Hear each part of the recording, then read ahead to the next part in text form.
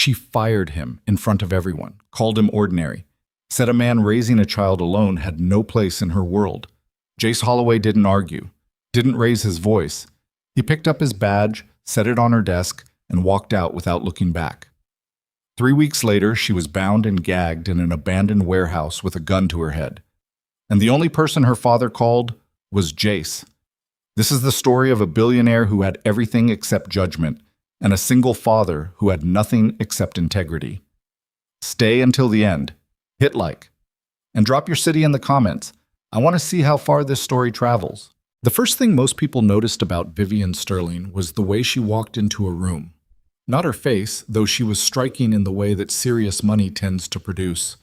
Cheekbones sharp enough to cut glass, dark hair always pinned back like she had somewhere more important to be. Not her clothes, though every piece she wore cost more than most people's monthly rent.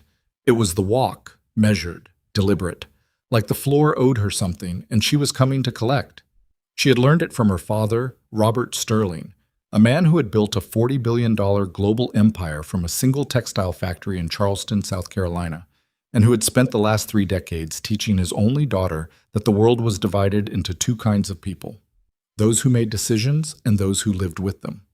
Vivian had decided, at a very young age, which kind she intended to be. She was 30 years old when the assassination attempt happened.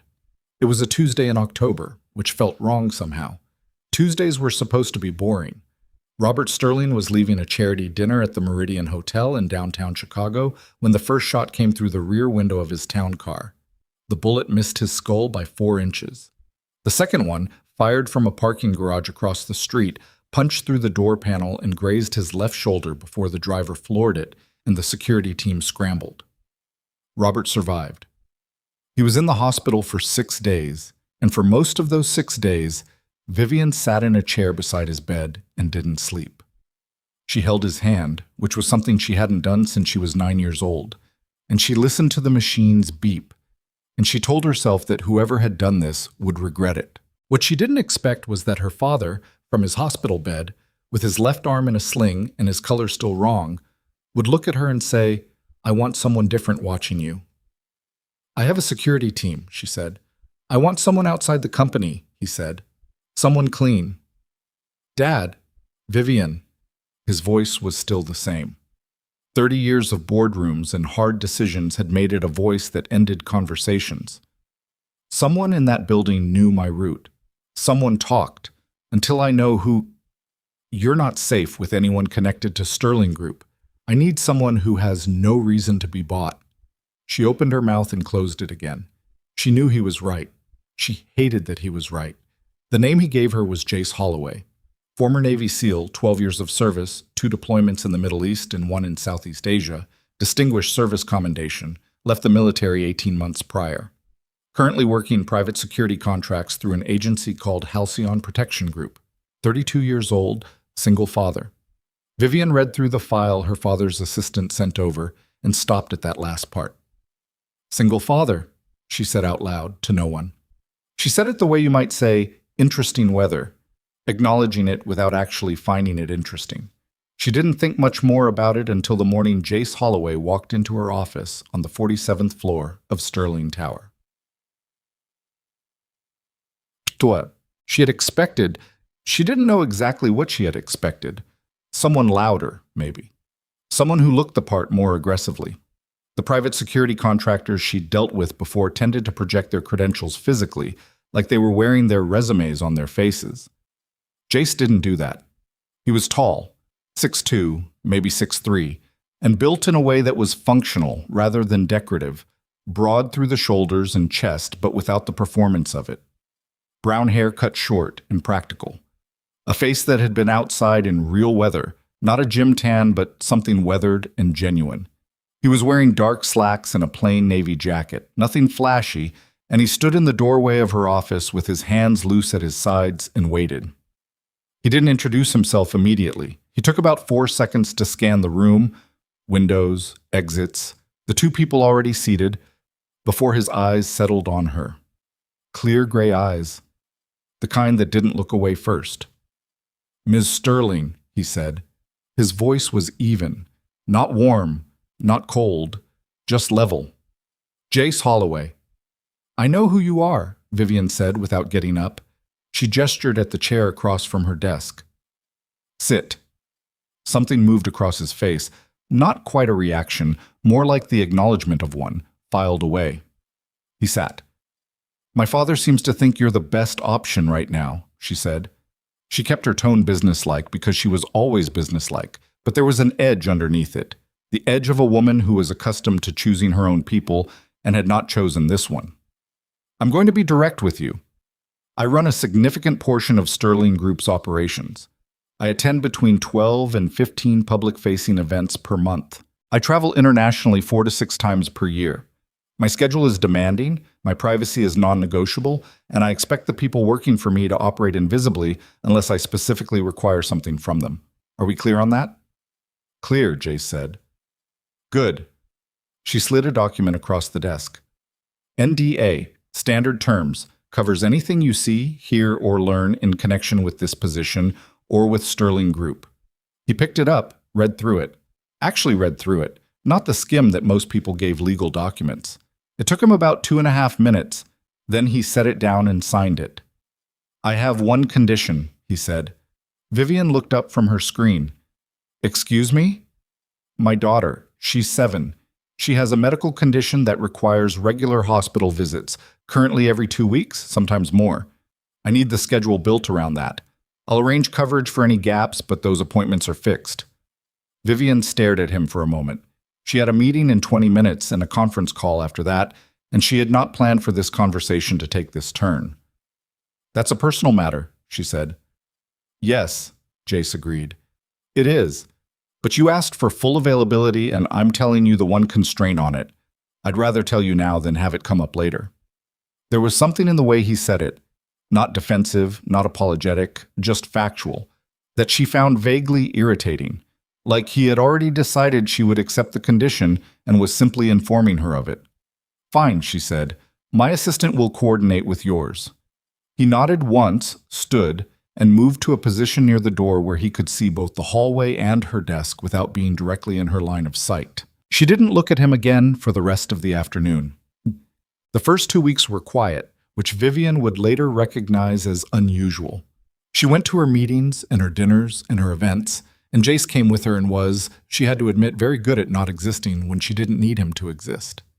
He kept 3 steps behind her in public spaces, communicated with her assistant through brief texts rather than interrupting her, and had a way of reading a room that she would have found impressive if she'd been paying attention. She wasn't paying attention.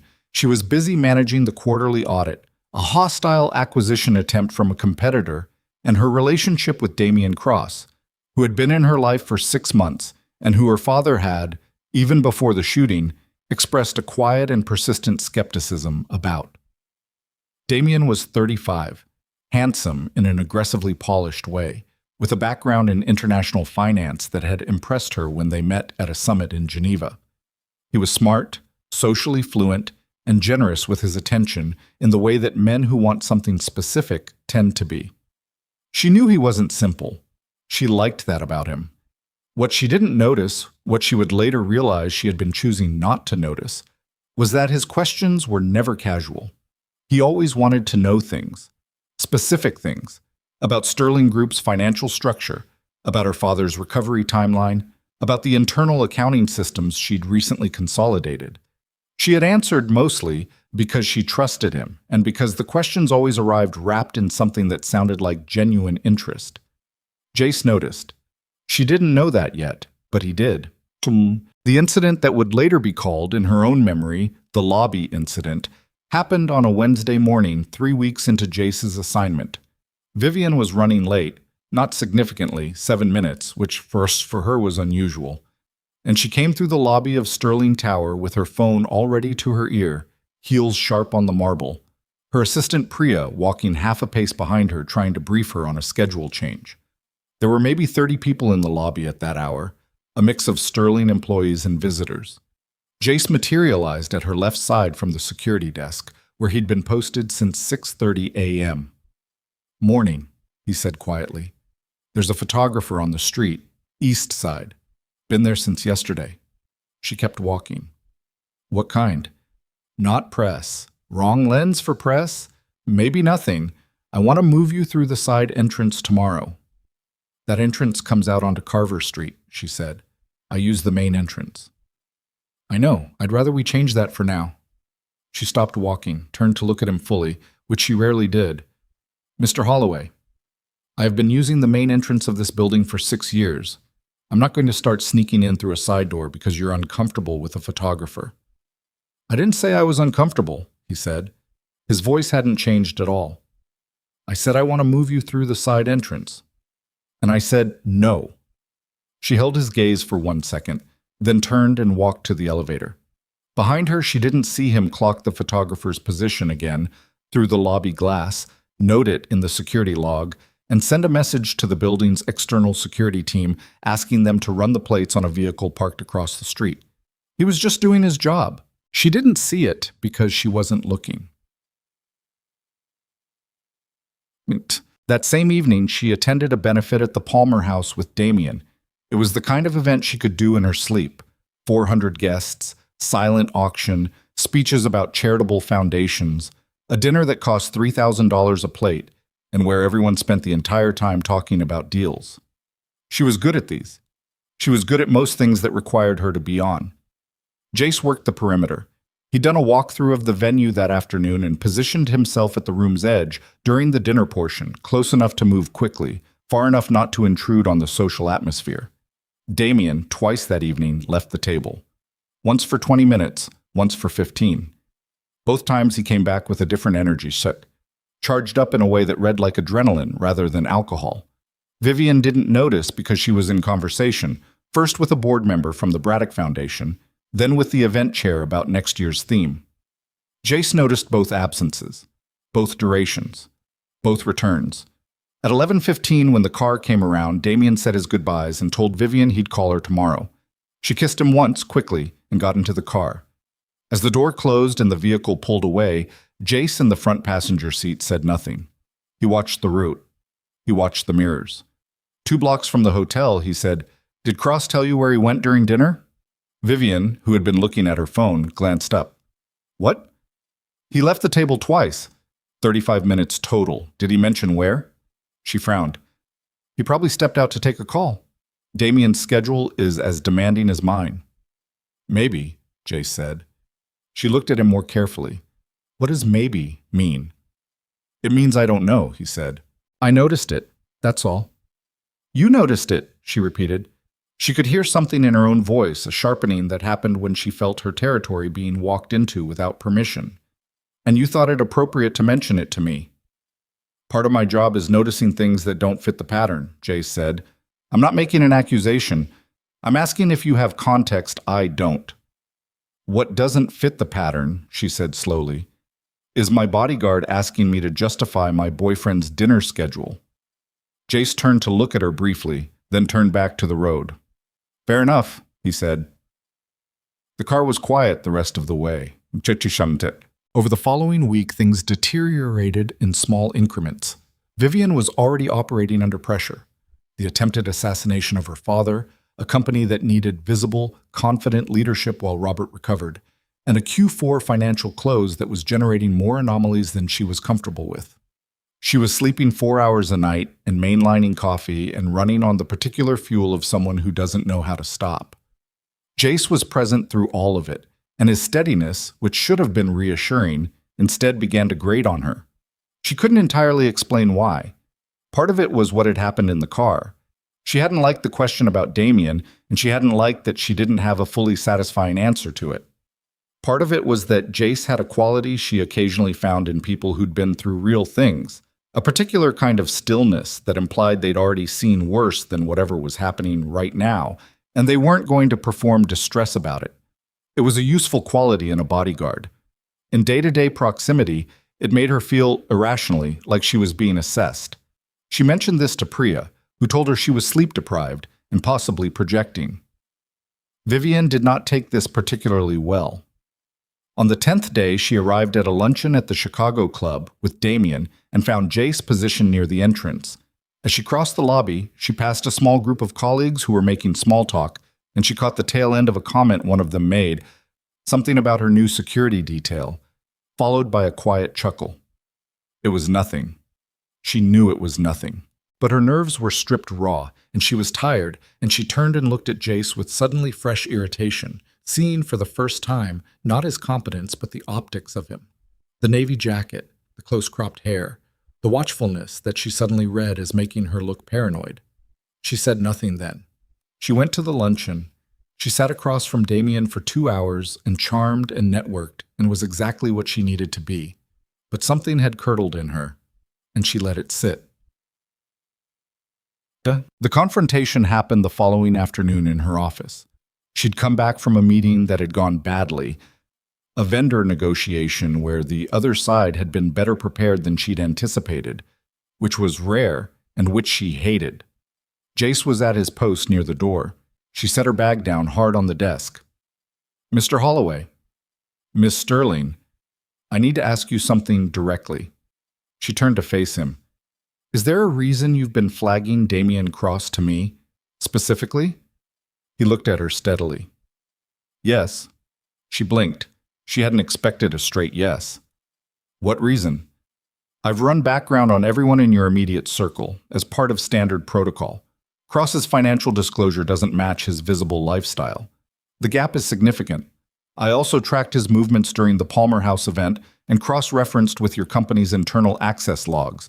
The times he left the table align with remote access events on a Sterling Group server." The room was very quiet. "That's a serious allegation," she said carefully. "I know. I haven't made it formally because I don't have enough yet, but I wanted you to know." "You ran background on my boyfriend," she said, "without my knowledge." "I ran background on everyone in your immediate circle," he said again. "Standard protocol." "Don't say standard protocol to me again." Her voice was sharper than she meant it to be, but she didn't pull it back. "You are here to make sure no one physically harms me.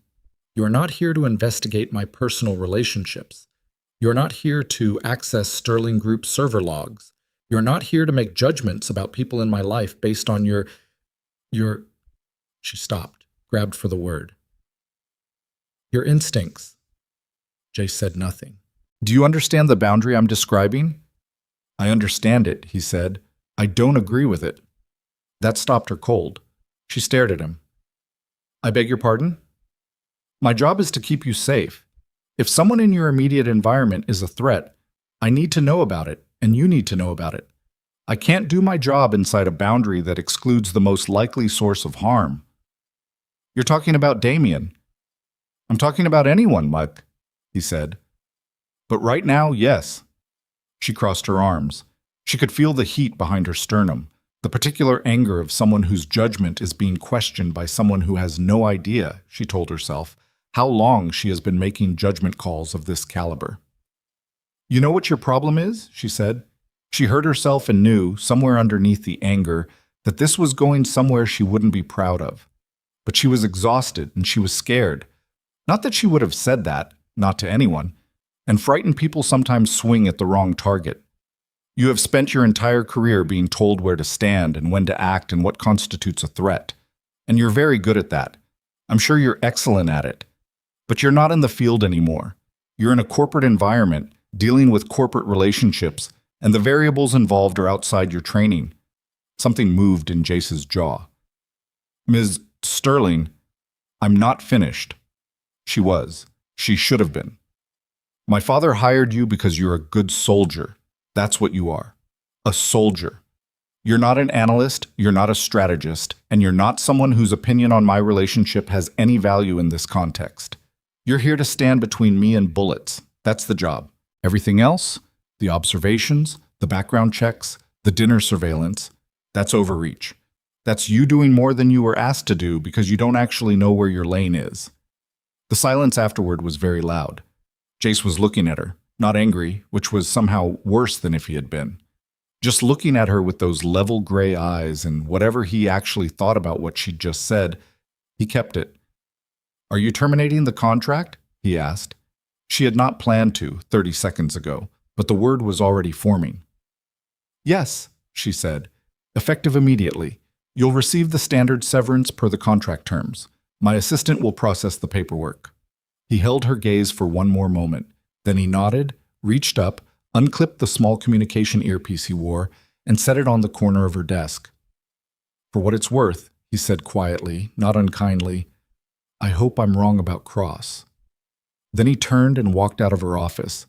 And the door didn't slam, didn't even click hard, just settled shut with the same even control that characterized everything he did. Vivian stood at her desk for almost a full minute after he left. Then she sat down, opened her laptop, and did not think about Jace Holloway.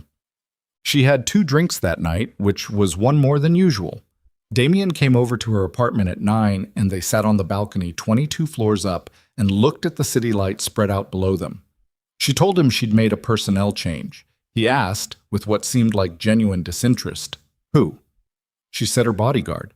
He said, "Ah," and poured himself another glass of wine. Later, lying in the dark after he'd fallen asleep, she replayed the conversation with Jace, and she felt the 2 things that she usually tried not to feel simultaneously: satisfied that she'd acted, and uncertain whether she'd acted correctly. They were uncomfortable neighbors, those 2 feelings. She turned over, stared at the ceiling, and told herself the discomfort would pass in a day or 2. She told herself she'd made the right call. Jace Holloway drove home at 7:15 p.m. on a Tuesday, which was earlier than he'd expected to be home, and which meant he got to be there when his daughter Lily came in from school. She was 7 years old, and she had her mother's eyes, deep brown, with long lashes that had always seemed too elegant for such a small face. She was carrying a backpack that was almost as big as she was, and she stopped in the doorway of the kitchen when she saw him, and her face went through 3 expressions in rapid succession: surprise, then the careful reading of his face that children who've been through hard things learn to do, then relief. "You're early," she said. "I am," he said. She put the backpack down with a thump that was deeply satisfying, apparently. Then she came to the counter and climbed onto the stool and looked at him with those 2 old eyes. "Did something happen?" she asked. "Change of assignment," he said. He was already at the stove, already moving, because Lily always came home hungry, and feeding her gave his hands something to do. "Nothing to worry about." "The fancy lady?" He glanced at her. She wasn't supposed to know the details of his assignments, but Lily was the kind of kid who absorbed information from the air around her. "What do you know about a fancy lady?" "You come home smelling like fancy lady places," she said, entirely matter of fact, "like fancy candles and expensive carpet." He almost laughed. He stirred the pot instead. "Yeah, that one." Lily was quiet for a moment, kicking her heels against the stool. Then, "Was she mean?" Jace thought about Vivian Sterling's face when she'd said the words. The anger in it, but also the fear underneath the anger.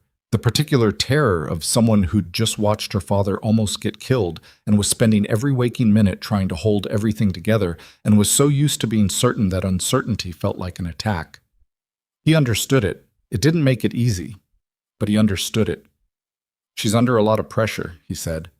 Lily considered this with the seriousness she applied to most things. "That's not the same as not being mean," she pointed out. "No," he agreed. "It's not the same." She accepted this. They ate dinner, pasta, simple, one of the 12 things Jace had learned to make competently in the 18 months since he'd become solely responsible for feeding another human being. Lily talked about school, about a girl named Destiny who had said something confusing, about a chapter book she was reading that she described as really scary but I can't stop. After dinner, she did her homework at the kitchen table while Jace cleaned up, and later he sat with her while she fell asleep, the way he'd done almost every night since her mother died, because Lily still had nights where the dark felt too big, and his presence narrowed it down to something manageable. He sat in the chair beside her bed in the quiet, and he thought about money. Not dramatically, just practically. The halcyon contract had been his primary income. The severance would cover 2, maybe 3 months. Lily's next specialist appointment was in 11 days, and the treatment she was on, a clinical protocol that her doctor had described as the best current option, was not cheap and not fully covered. He had savings, but they had a number, and that number had edges. He was not afraid of work. He'd never been afraid of work, but finding the right kind of work, the kind that was legitimate, that he was actually good at, that didn't require him to be away for weeks at a time because he had a 7-year-old who needed him home most nights. That was harder. He He sat there until Lily's breathing evened out, and then he went to the desk in the small room he used as an office, and he opened his laptop and started looking. He didn't think about Vivian Sterling that night. He thought about the things he'd seen and whether anyone else was going to think about them. He'd filed the access log discrepancies with Halcyon's internal security team before he'd left the building. Protocol, even in termination. He'd noted what he'd noticed about Damian Cross's behavior at the Palmer house. Whether anyone followed it up was now, strictly speaking, not his problem. He told himself that. It was almost true. Vivian spent the next week being wrong, which was something she had very little practice with. Not about everything. About the immediate stuff, the operational stuff, she was fine. The Q4 audit, the acquisition defense, the board meetings. She moved through all of it with her usual competence. No one who watched her in those rooms would have seen anything off. But in the spaces between, in the car and the elevator, and the 30-second gaps between meetings, things kept surfacing. The timing of Damian's absences, the questions he'd been asking, the access log discrepancies she'd dismissed when Jace brought it up and hadn't actually looked into. She didn't do anything about any of it for 4 days because doing something about it would mean admitting that Jace had been worth listening to, and she wasn't ready for that. She was aware this was not her best quality. On the 5th day, she asked her head of IT security, a careful woman named Margot Chen, to pull the server access logs for the last 90 days and look for any anomalies in remote access patterns. Margot looked at her for a moment over the top of her glasses. Any particular reason? Routine audit, Vivian said. Margot nodded, said she'd have something in 48 hours. 48 hours later, Margot Chen walked into Vivian's office, closed the door, and put a folder on the desk with the kind of deliberateness that meant what was inside it was not good. Vivian opened it. The access patterns were irregular, not randomly irregular, systematically irregular, in a way that pointed to someone who knew the system well enough to move around in it without tripping the standard flags.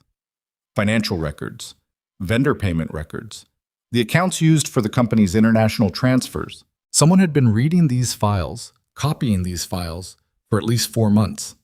Vivian looked at the timestamps. She looked at them for a long time. Then she thought about the Palmer house. She thought about 35 minutes and what you could access remotely in 35 minutes if you knew where to look. She set the folder down very carefully on her desk. She pressed her palms flat on either side of it. She breathed. Then she called Margot back in.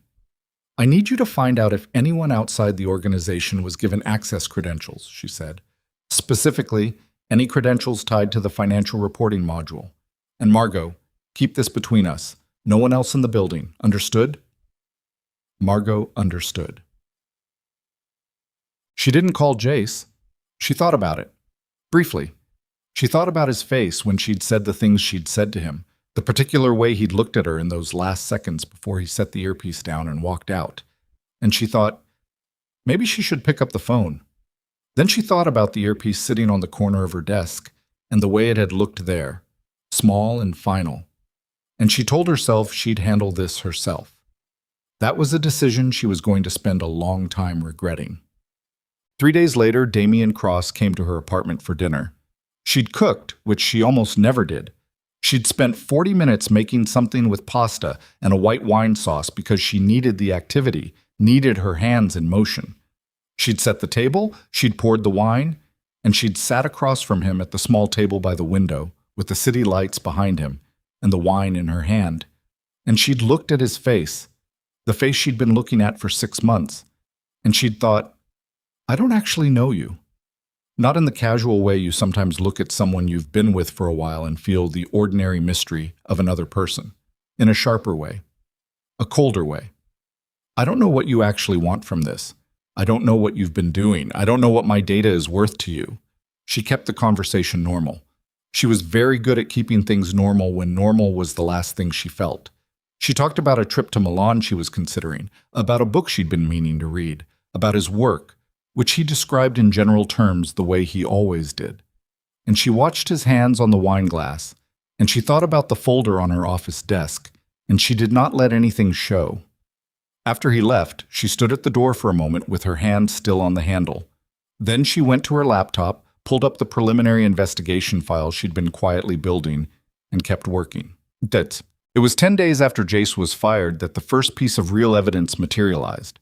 Margot had found it, a secondary user account, ghost provisioned against a legitimate vendor profile, with escalated permissions that had no business existing. The account had been created 8 weeks ago. It had last been accessed from an IP address in Geneva. Geneva, where she had met Damien Cross at an international summit. Geneva, where he'd been the one to introduce himself to her at a cocktail reception, charming and smooth and very interested in the woman whose name appeared in 3 separate Forbes profiles. Vivian sat with this information for a long time. She thought about the word coincidence. She thought about whether she actually believed in it. She thought about a 7-year-old girl with long eyelashes and a father who'd come into her office and tried to tell her something she hadn't wanted to hear. She opened her phone, pulled up Jace Holloway's number, which was still in her contacts, stared at it, typed, "I think you were right," deleted it, set the phone face down on the desk. What? She told herself she could handle it without him. She had Margot. She had her legal team. She had her own substantial intelligence about this building, this company, these systems.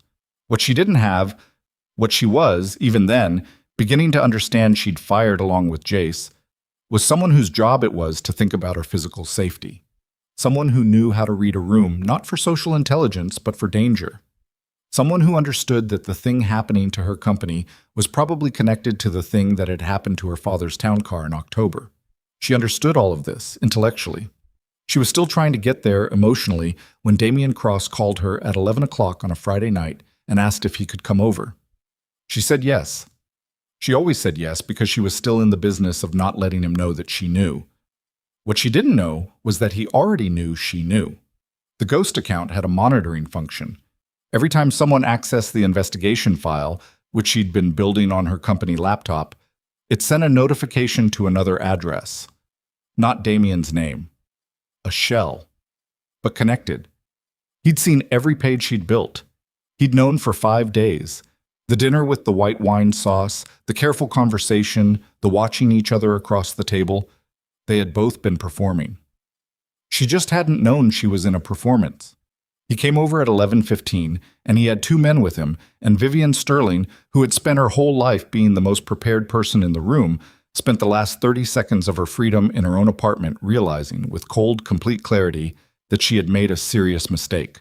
The last thing she thought before they took her phone was not about her father, not about the investigation, not about the evidence. She thought about a pair of gray eyes. She thought, "I should have made that call." By midnight, she was gone. And somewhere across the city, in a small apartment that smelled like pasta and children's shampoo, Jace Holloway was sitting at his desk in the dark, looking at a job listing, when his phone rang with a number he didn't recognize. He answered it on the second ring. "Mr. Holloway," said a voice he did recognize. Robert Sterling, raw and stripped of its usual authority in a way Jace had never heard before. "My daughter is missing. I need you." Jace was already standing. "Tell me everything," he said. Robert Sterling's voice on the phone had been the voice of a man who had already exhausted every other option. Jace had heard that kind of voice before, not often, but enough to recognize it. It was the voice that came after the calls that didn't work, after the resources that turned out to be slower than the problem, after the moment when pride finally stepped aside because the situation had made it irrelevant. "She left the building at 11:47, Robert said. He was reading from something. A security report, probably, or a phone transcript. His voice had the flat cadence of someone reciting facts because facts were the only thing keeping them functional. Building cameras show her entering the elevator with 2 unidentified males and a man we believe is Damien Cross. Her phone went offline at 11:52. She has not contacted anyone since. Jace was already moving through his apartment. Jacket off the hook, keys. He kept his voice level. "Who else knows? My head of security? My personal attorney? You. Not the police?" A pause. "Cross has contacts inside the department. Until I know the scope of what he's been doing inside this company, I don't know who I can trust in that building." Another pause. Shorter. "That's why I'm calling you." Jace opened the door to Lily's room. She was still asleep, small and certain in the way children sleep when they feel safe, one arm thrown over the edge of the mattress. He stood there for exactly 3 seconds, making the calculation he'd made 100 times before in different contexts, the math of who needed what and what the cost of each choice was. Then he pulled out his phone and called his neighbor, Mrs. Drayton, who was 64 and a light sleeper and who had an arrangement with him for exactly these moments. She picked up on the third ring. "I'll be there in 5 minutes," she said, before he even explained. She knew his life well enough by now. He was back at the door when he stopped. He stood there with his hand on the frame, and he thought about Vivian Sterling's office 3 weeks ago. He thought about the things she'd said, not because he was dwelling on them, he wasn't built for dwelling, but because the memory carried information. She had been afraid. She had aimed it at him because he was there, and because he had been the one pushing at something she wasn't ready to look at. He'd understood that in real time, and it hadn't made the words land any softer, but understanding the source of something and being hurt by it weren't mutually exclusive. He thought about a woman who had, somewhere in the week since he'd left, apparently started pulling on the threads he'd identified, quietly, on her own, without asking anyone for help. Her father hadn't told him that directly, but Jace had caught it in the subtext. The fact that Cross had escalated to kidnapping meant she'd gotten close enough to something that running had become more dangerous to him than silencing her. She had done that herself. Alone. He thought about that. Then Mrs. Drayton knocked quietly on the front door, and Jace let her in, and he was in his car and moving inside of 4 minutes. The city at midnight had a different texture than the city during the day. Thinner traffic, longer shadows, the particular honesty of a place that drops its social performance when the audience goes home. Jace drove and he thought, and the thinking was not emotional, it was operational. What did he know? What did he need to know? What were the pressure points? Cross had taken her to leverage her. That meant she was alive, at least initially. That meant she had value to him. Ransom was the obvious surface story, but Robert Sterling had already said the word that changed the calculation: embezzlement. If Cross had been moving money through Sterling Group's accounts for months, the last thing he needed was Vivian alive long enough to testify about what she'd found. The ransom was a distraction. It always was, in cases like this. You asked for money to buy time to disappear, and in the window between the ask and the answer, you eliminated the problem. Jace had seen this pattern before, in context with worse odds than a Chicago warehouse. He had never particularly enjoyed it, but he understood it with the cold clarity of someone who had been trained to understand the mechanics of threat. He pressed harder on the accelerator and pulled up Robert Sterling's number again. "I need Cross's known properties, vehicles, associates, everything your security team has. Send it to this number now. And I need access to your building's security footage from tonight. All of it, not just the lobby." "I'll have it to you in 10 minutes, Robert said. "Good. And Mr. Sterling." Jace paused at a red light. The street was empty. "Don't call anyone else until I tell you to." "Understood," Robert said. Then after a moment, "She fired you." "I know." "You don't have to." "I know," Jace said again. And that was all he said about it. The light changed and he drove. The footage came through 17 minutes later, which was 7 minutes past Robert's estimate. But Jace wasn't counting. He pulled over in a parking structure and went through it on his phone, frame by frame where necessary. The lobby camera was high angle, fisheye, good resolution. He watched Vivian come in at 11:15 with Cross. Watched the body language. She was composed, slightly ahead of him, which tracked. She moved that way habitually, like she was always arriving somewhere, never being led. Cross was behind her left shoulder, and his hands were in his jacket pockets, and there was something in the set of his shoulders that read like pressure, held just barely in check. At 11:42, a service elevator at the building's rear opened, and 2 men Jace didn't recognize came through a staff corridor. They were dressed to blend, dark clothes, nothing that screamed anything, but they moved wrong. Too much attention to sight lines, too deliberate in how they positioned themselves relative to the lobby cameras. Amateurs would have looked straight at the cameras. These two knew where the cameras were and looked slightly away from them, which was the tell that they'd been briefed. Professional enough to know the theory, not professional enough to execute it completely. Jace noted their faces, the way they moved, the slight favoring of the right side on the larger one. Old injury, probably, that stiffened the hip when he thought no one was watching. He filed all of it. 11:47, the elevator bank. Cross, Vivian, both men. The footage showed Cross say something to her, And whatever he said, her face went through a change that Jace watched 3 times. Not fear, not immediately. Something more complicated than fear. The rearrangement of a person who has just understood that they have badly misjudged a situation and is in the process of not letting that show. She kept her spine straight. Her chin didn't drop. Even in the 3 seconds the camera caught her face before the elevator closed, she was already calculating. Jace sat in the parking structure for another moment after the footage ended. Then he pulled up the property records Robert's team had sent over, looking for Cross's known assets in the Chicago metropolitan area. There were 3. A condo in River North, so too visible, too many neighbors. A rented office space in the West Loop. No private access, security in the building lobby. And a 3rd listing under a shell company name that took Jace 2 Cross references to trace back to Cross. A former bottling facility in the industrial corridor near Pilsen. Purchased 14 months ago through an LLC, no active business registration, taxes paid on time by an automated account. No reason for it to exist unless it was being used for something it wasn't publicly being used for. Jace put the car in drive. He knew he should wait for backup. He knew the tactical argument for it. Single entry into an unknown structure with unknown numbers of personnel was the kind of thing that training specifically told you not to do. He knew all of this. He also knew what happened to leverage when the person leveraged stopped being useful. And he knew the window was not wide. He drove toward Pilsen. The neighborhood changed character as he moved south and west.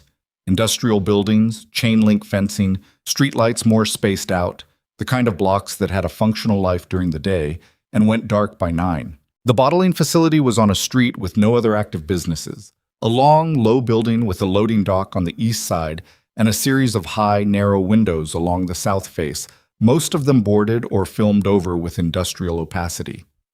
He parked 3 blocks away. Walked the last part. The night was cold in the way October Chicago got cold. Not brutal yet, but with the suggestion of brutality around the edges. A wind off the lake that cut through layers and made your eyes water. He circled the building once at a distance, reading it. 2 vehicles in the lot behind the loading dock. A black SUV with rental plates and a dark gray sedan. Older model, city registration. A light source behind the boarded windows on the north face. Diffuse enough to suggest interior lighting rather than a flashlight. At least one person moving along the west face. Jace caught the shadow through a gap in the boarding before it disappeared. He counted what he could count and estimated the rest. Then he found the entry point that made the most sense. A ventilation panel on the building's east side, accessible from a dumpster alcove and rusted at 2 of its 4 fasteners. And he went to work. This is the part that Jace never explained to people who hadn't done it, because there wasn't a good way to explain it. What happened to him in situations like this was not the absence of fear. He wasn't made of different material than other people. It was more that the fear got filed into a different drawer, not eliminated but compartmentalized so completely that it simply wasn't relevant to the current task. His instructors at BUD/S had called it task absorption. His therapist, the one he'd seen twice before deciding he couldn't afford it, had called it dissociation. Jace called it Tuesday. He moved through the building the way he'd moved through worse buildings in places with worse odds, reading the space as he went. Concrete floor, high ceiling, the smell of industrial solvent, and something else. Coffee, recently brewed, which told him someone had been here for a while and had settled in enough to make themselves comfortable. The interior was larger than the exterior suggested.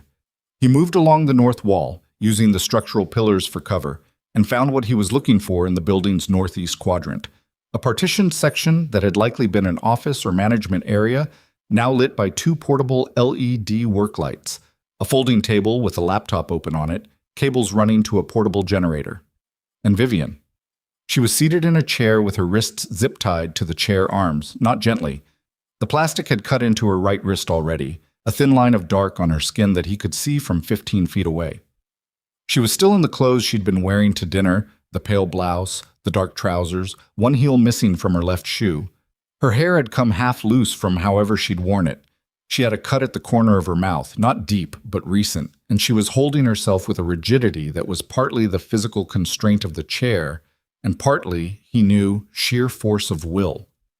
She was not crying, she was thinking. He could see it on her face even from this distance. The same calculating focus he'd watched on the building camera, still running, still looking for the angle. Damian Cross was at the table. Two men flanked the room, the same two from the lobby footage, one near the east wall, one near a door to the south. Cross was on a phone call, speaking in a low, rapid voice, German, or possibly Dutch. Jace caught the cadence, but not enough to follow. He took stock. 3 targets, 1 protected. Known positions on all 3. The south door guard was angled wrong, covering the door, not the interior, which meant his attention was on anyone coming through the door, rather than someone already in the room. The east wall guard was better positioned but had his weight on his left foot and was facing 3/4 away from the column where Jace was standing. Cross was the variable. Cross had a phone and was using it, which meant he was communicating with someone outside this building, which meant that communication needed to be cut. Jace looked at Vivian. She was looking at the laptop on the table, looking at it in the way you look at something when you've been looking at it for long enough to understand it, not just see it. He needed her to see him without Cross seeing her see him. He shifted his position by about 2 feet, bringing himself into the edge of her possible sight line. He waited. It took her 40 seconds. Her eyes moved, the controlled, small movement of someone who is tracking her peripheral vision without moving her head. And they found him. He saw the exact moment they did because her whole face changed, fast and then deliberate, the change arriving and then being buried under the same stone expression she'd been holding. She looked away from him immediately. Good. He held up 2 fingers, then pointed to the east wall. She understood. He could tell by the fractional shift in her attention that confirmed the position. Then he pointed to himself, then to Cross. She blinked once. Slowly. Yes. He held up 3 fingers. She looked at the laptop again, and this time the looking was different. It was preparation. He moved. The east wall guard went down without a sound. The particular combination of pressure and physics that Jace could execute in under 3 seconds, and that left the man unconscious and breathing on the concrete floor, which was what he needed him to be. He was already moving before the body finished settling. The south door guard turned at the wrong moment, toward the wrong thing, and Jace had 2 seconds of the man's distraction to close the distance and end the confrontation before it became one. Cross looked up from the phone, and in that same moment, Vivian Sterling threw herself sideways in the chair, momentum and fury together, and knocked it, and herself, directly into the folding table. The laptop went off the edge. The work light went with it. The cables snapped from the generator port, and the room dropped into a half-dark that was only the second light from the other side of the partition, and Cross, reaching for the laptop with one hand and something at his waistband with the other, came up looking at the wrong thing. Jace was already there. The next 40 seconds were not clean or cinematic. They were loud and physical and painful. Cross was stronger than he looked and had clearly done this before, though not recently enough to have kept the edge sharp. He got one hit in, a forearm across Jace's jaw that sent light across his vision for half a second. Jace absorbed it and kept moving, because absorbing and moving was the thing you did when stopping meant losing. He had Cross's gun hand pinned inside 6 seconds, and the situation resolved inside 30. And then Cross was face down on the concrete with his arms secured behind him using the zip ties that had been on Vivian's wrists, because Jace had cut those first. His jaw was going to bruise badly. He ran his tongue along the inside of his teeth. All present. Vivian was standing. She'd gotten to her feet in the chaos, which he hadn't anticipated but also should have, because she was Vivian Sterling, and Vivian Sterling didn't stay down. Her hair was completely loose now, and she had a red mark on her forearm from the chair's edge, and her one remaining heel was broken, and she was looking at him with an expression he'd never seen on her face before. Not the controlled authority from her office, not the anger, something rawer than both. "You came," she said. It wasn't a grateful whisper. It was surprised, genuinely, completely surprised, like she had, in some part of herself, not actually believed he would. "Your father called," he said. She looked at him for another moment. Then she looked down at Cross on the floor, then back at Jace, and she breathed in through her nose and out through her mouth, and he watched her physically pull herself together in real time, the way a person does when they've been running on fear for hours, and the fear has just become something they don't immediately need. The laptop. she said. Is it broken? Jace glanced at it on the floor. The screen had cracked, but it was still powered. He crouched, checked it, running. Still intact. The transfer files, she said. She was moving toward it, barefooted now, because the broken heel was gone too. He was in the middle of moving the last tranche. If we can freeze the accounts before the transfer completes, the federal forensic team can trace the whole network. All of it. Every account, every contact, every shell company he used. She crouched beside the laptop and her fingers were moving on the keyboard, and Jace looked at her, at the absolute focus of her, the way the analyst's mind had switched on while she was still bleeding slightly from the corner of her mouth, and he thought, she figured most of this out alone. She built the case alone. She walked into that apartment knowing she might be walking into something dangerous, and she still opened the door. Not because she was fearless, because she'd decided it was worth it. He pulled out his phone and called Robert Sterling. We have her. I need a federal contact on the line in the next 5 minutes. Financial crimes. She has the evidence live on a device, and she needs someone with authority to freeze the linked accounts before a transfer completes. From the floor, Cross made a sound. Not quite words, but the sound of a man beginning to understand that the window he thought he had was closing. Vivian didn't look at him. She kept her eyes on the screen. Robert made the calls. The federal contact took 4 minutes, which was 30 seconds before the transfer would have cleared the first checkpoint. It didn't clear. The accounts froze. Vivian sat back on her heels on the concrete floor of an abandoned bottling facility with a cracked laptop and one shoe, and she let out a breath that she had probably been holding for 3 weeks. The next hour was logistics and noise. Federal agents coming through the building doors, Cross being walked out in cuffs, the 2 guards being attended to and eventually transported, a paramedic insisting on checking the cut at Vivian's mouth, while she talked to an agent and managed both things simultaneously because she was constitutionally incapable of doing only one thing at a time. Her father arrived 20 minutes in, moving faster than a man who'd been shot 6 weeks ago had any business moving. And when he reached her, he put his arms around her in the way of a parent who has been very frightened and is now very relieved and doesn't have words for either. She let him hold her for a moment. Then she straightened and went back to the agents. Jace stood outside the circle of all of it. He gave his statement to a federal agent, described what he'd seen and done with the precision of someone who has documented incidents for official records many times, and then he moved to the building's east wall and leaned against it and let himself be tired for a minute. His jaw hurt. The forearm Cross had gotten in was going to be purple by morning. He was 32 years old, and while he was not under any illusion that he was diminished, he was also not 24 anymore. And a concrete floor in an unheated building in October was not what his body called comfortable. He thought about Lily. Mrs. Drayton would have her when she woke up. She'd leave a note explaining, as they'd arranged. It would say, "Your dad had to work late, he'll be home for breakfast." And Lily would read it and accept it because that was the arrangement they'd built together over 18 months of figuring out how to be a family of 2. He was thinking about whether to text Mrs. Drayton when footsteps crossed the concrete toward him. He didn't look up immediately. Vivian stopped a few feet away. The paramedic had put a small butterfly closure on the corner of her mouth. She was holding a paper cup of coffee that someone had produced from somewhere, and her feet were bare on the concrete because there was genuinely nothing to be done about the shoes. She looked like the aftermath of something. She also looked like herself, which was the part that didn't change regardless of what happened to the externals. "Your jaw," she said. "It's fine." She looked at it anyway. He let her. "I owe you an apology," she said. He waited. "Not a short one," she added, "but probably not right now, given the circumstances." "Probably not," he agreed. She looked down at the coffee cup for a moment. "How did you find this place?" "Property records, process of elimination." "You came alone." The window was narrow. She was quiet for a beat. "That was either very brave or very stupid." "Might have been both," he said. She looked at him.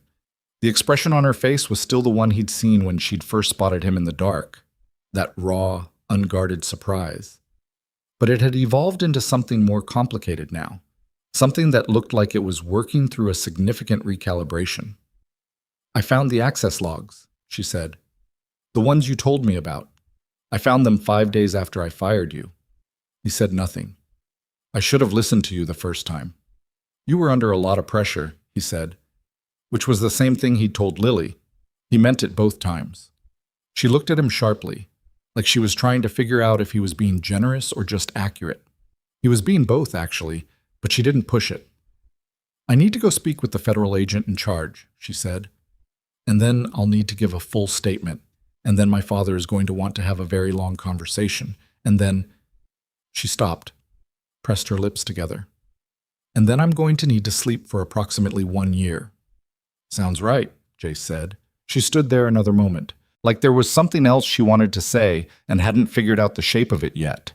Then she looked at his jaw one more time, and something moved across her face. Not pity, which he would have found insufferable, but something that looked more like actual regret. Thank you, Jace, she said. First time she'd used his first name. Then she turned and walked back toward the agents, bare feet on cold concrete, posture straight, already talking before she was fully in the circle of light. He watched her go. Then he pulled out his phone and texted Mrs. Drayton, "Home by breakfast." "Thank you." The reply came back in under a minute. "Lily's fine." She left her water bottle at school again. He put the phone away. His jaw throbbed.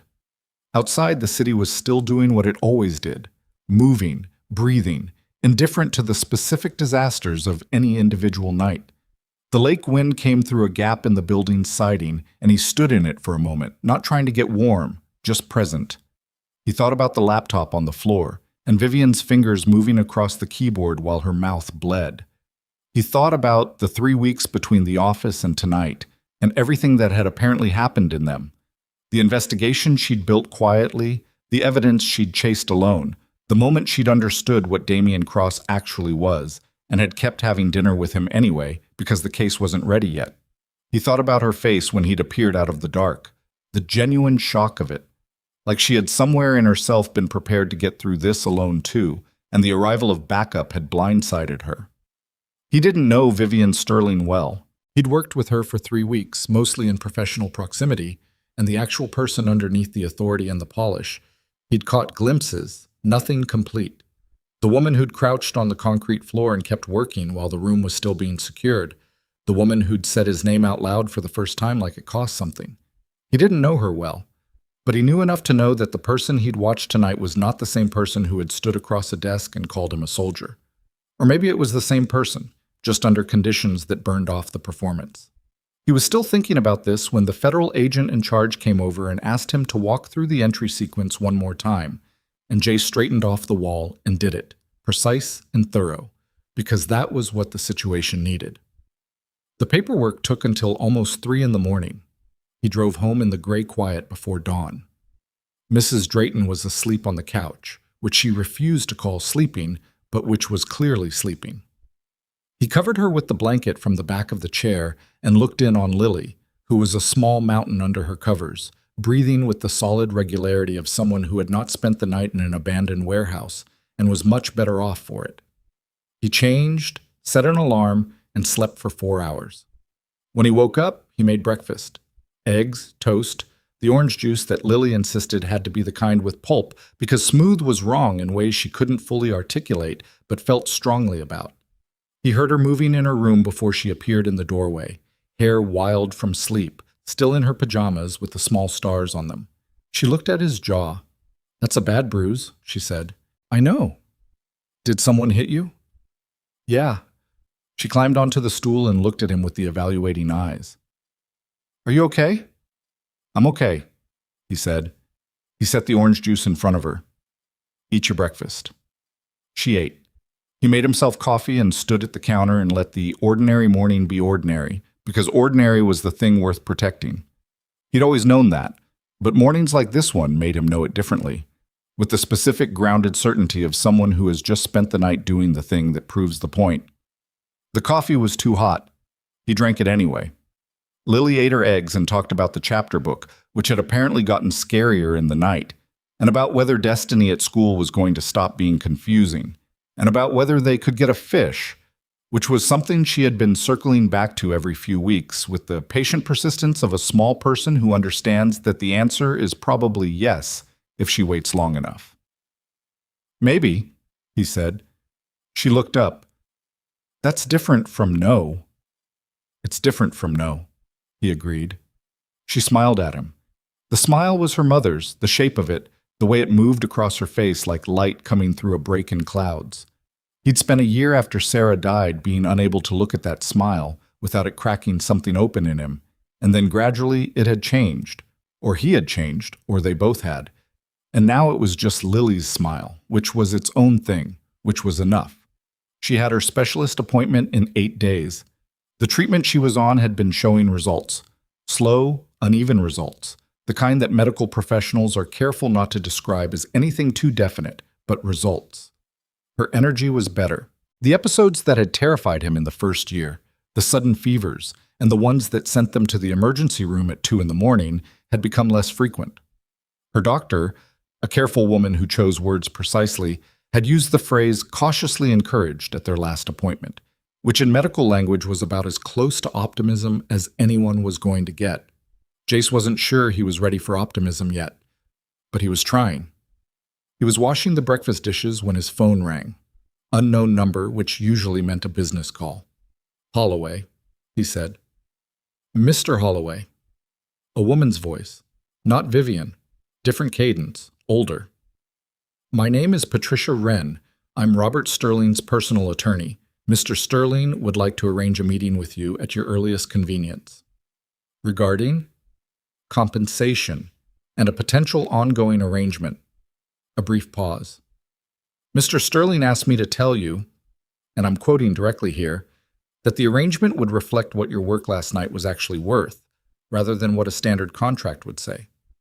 Jace dried his hands on the dish towel. Lily was in the other room, making the kind of sounds that meant she was looking for something she'd lost. I'm available Thursday, he said. Thursday works. I'll send the address. He hung up and Lily came to the doorway with one sock on. Dad, have you seen my other blue sock? It's in the dryer, he said. Didn't finish the cycle last night. She sighed the sigh of a 7-year-old confronting the fundamental inconveniences of laundry. Can I wear 2 different ones? Sure, he said. She disappeared. He set the phone face down on the counter and stood in his kitchen in the ordinary morning and let things be what they were for a moment before they became the next thing. Across the city, in a building that smelled like expensive carpet and quiet money, Vivian Sterling was sitting in her father's office with a butterfly closure on her lip and a cup of tea she wasn't drinking, listening to her father tell the federal investigators for the 3rd time what he knew about the accounts Damian Cross had been systematically draining for the better part of a year. The number, when it was finally tallied, was going to be significant. The investigation was going to take months. The media coverage, when it broke, was going to be complicated to manage. None of that was what was sitting at the front of her mind. She was thinking about a hospital. She'd heard her father's security coordinator mention it, in passing, while briefing on Jace's background, that his daughter was treated at Lakeview Children's Medical Center every 2 weeks, that the treatment was ongoing, that the financial burden was substantial, set as context for why Jace had taken the Halcyon contract in the first place, said as part of a file summary, said without particular weight. She'd filed it without particular weight at the time. She thought about it now. She thought about a 7-year-old girl she'd never met, and a man who had shown up last night in an unheated warehouse alone because the window was narrow, and she thought about the bruise on his jaw and the way he'd said I'm okay with the complete absence of drama that characterized everything he said. She picked up her phone. She had the number for Sterling Group's legal team's trust administration contact, the one they used for anonymous charitable giving, the one structured specifically so that donations couldn't be traced back to the foundation or to her personally. She made a call. I want to set up a dedicated medical expense fund, she said. Anonymous, single beneficiary. I'll send the details. She paused. And I want it processed today, not next week. She gave the details. She hung up. She picked up the tea she hadn't been drinking, and she drank some of it, and she sat in her father's office while the investigators talked and the morning got older and the bruise on her lip throbbed steadily, and she thought about all the ways you could be wrong about a person, about how quickly it happened, how quietly, how completely, and what it cost. The Thursday meeting with Robert Sterling's attorney happened in a private conference room on the 38th floor of a building that wasn't Sterling Tower, which Jace noted and appreciated. It meant Robert was being careful about who saw what, which was the right instinct given that someone inside the organization had almost certainly facilitated Cross's access to internal systems. Patricia Wren was a compact woman in her early 60s with silver hair cut short and the kind of precise diction that came from 4 decades of making sure nothing she said could be misquoted. She had a leather portfolio open on the table and a pen in her hand, and she looked at Jace the way experienced attorneys look at people they're trying to assess quickly. Thorough, professional, not unkind. "Mr. Sterling wants to offer you a settlement for services rendered on the night of the 14th, she said. "The figure is significant." She slid a paper across the table. Jace looked at it. The figure was significant. "No," he said. Wren paused. "I'm sorry?" "I'm not taking it." He pushed the paper back. "If Mr. Sterling wants to compensate me for 3 weeks of contracted work prior to termination, I'll take whatever the contract stipulates. But not this." Wren looked at him for a moment. "May I ask why?" Jace thought about how to say it without it sounding like performance.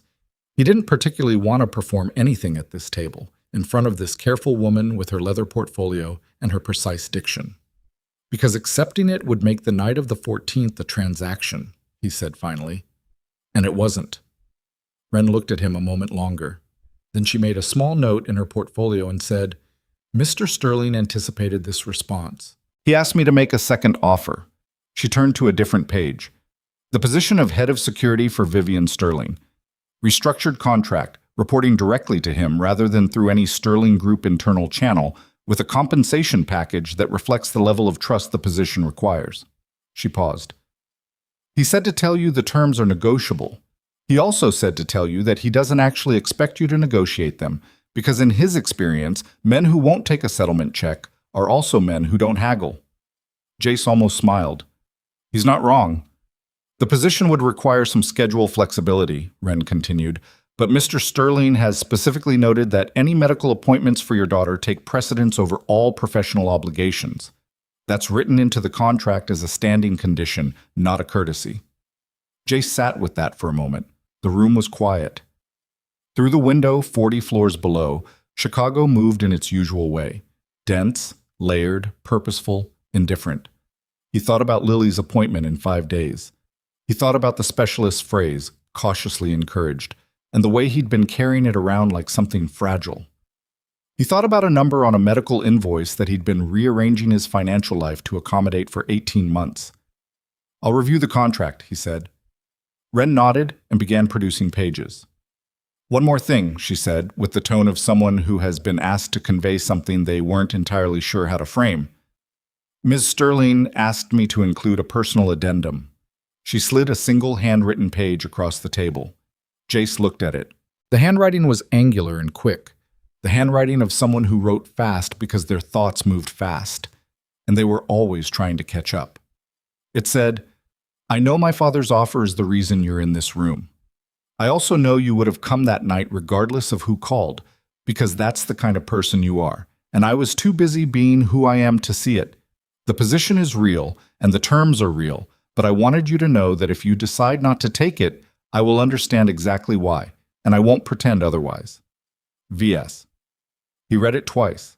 Then he set it down, aligned it with the edge of the table, which was a habit he'd never broken. "Tell Ms. Sterling I'll start Monday," he said. Wren made another note, and the small lift at the corner of her mouth suggested she had been expecting this answer too.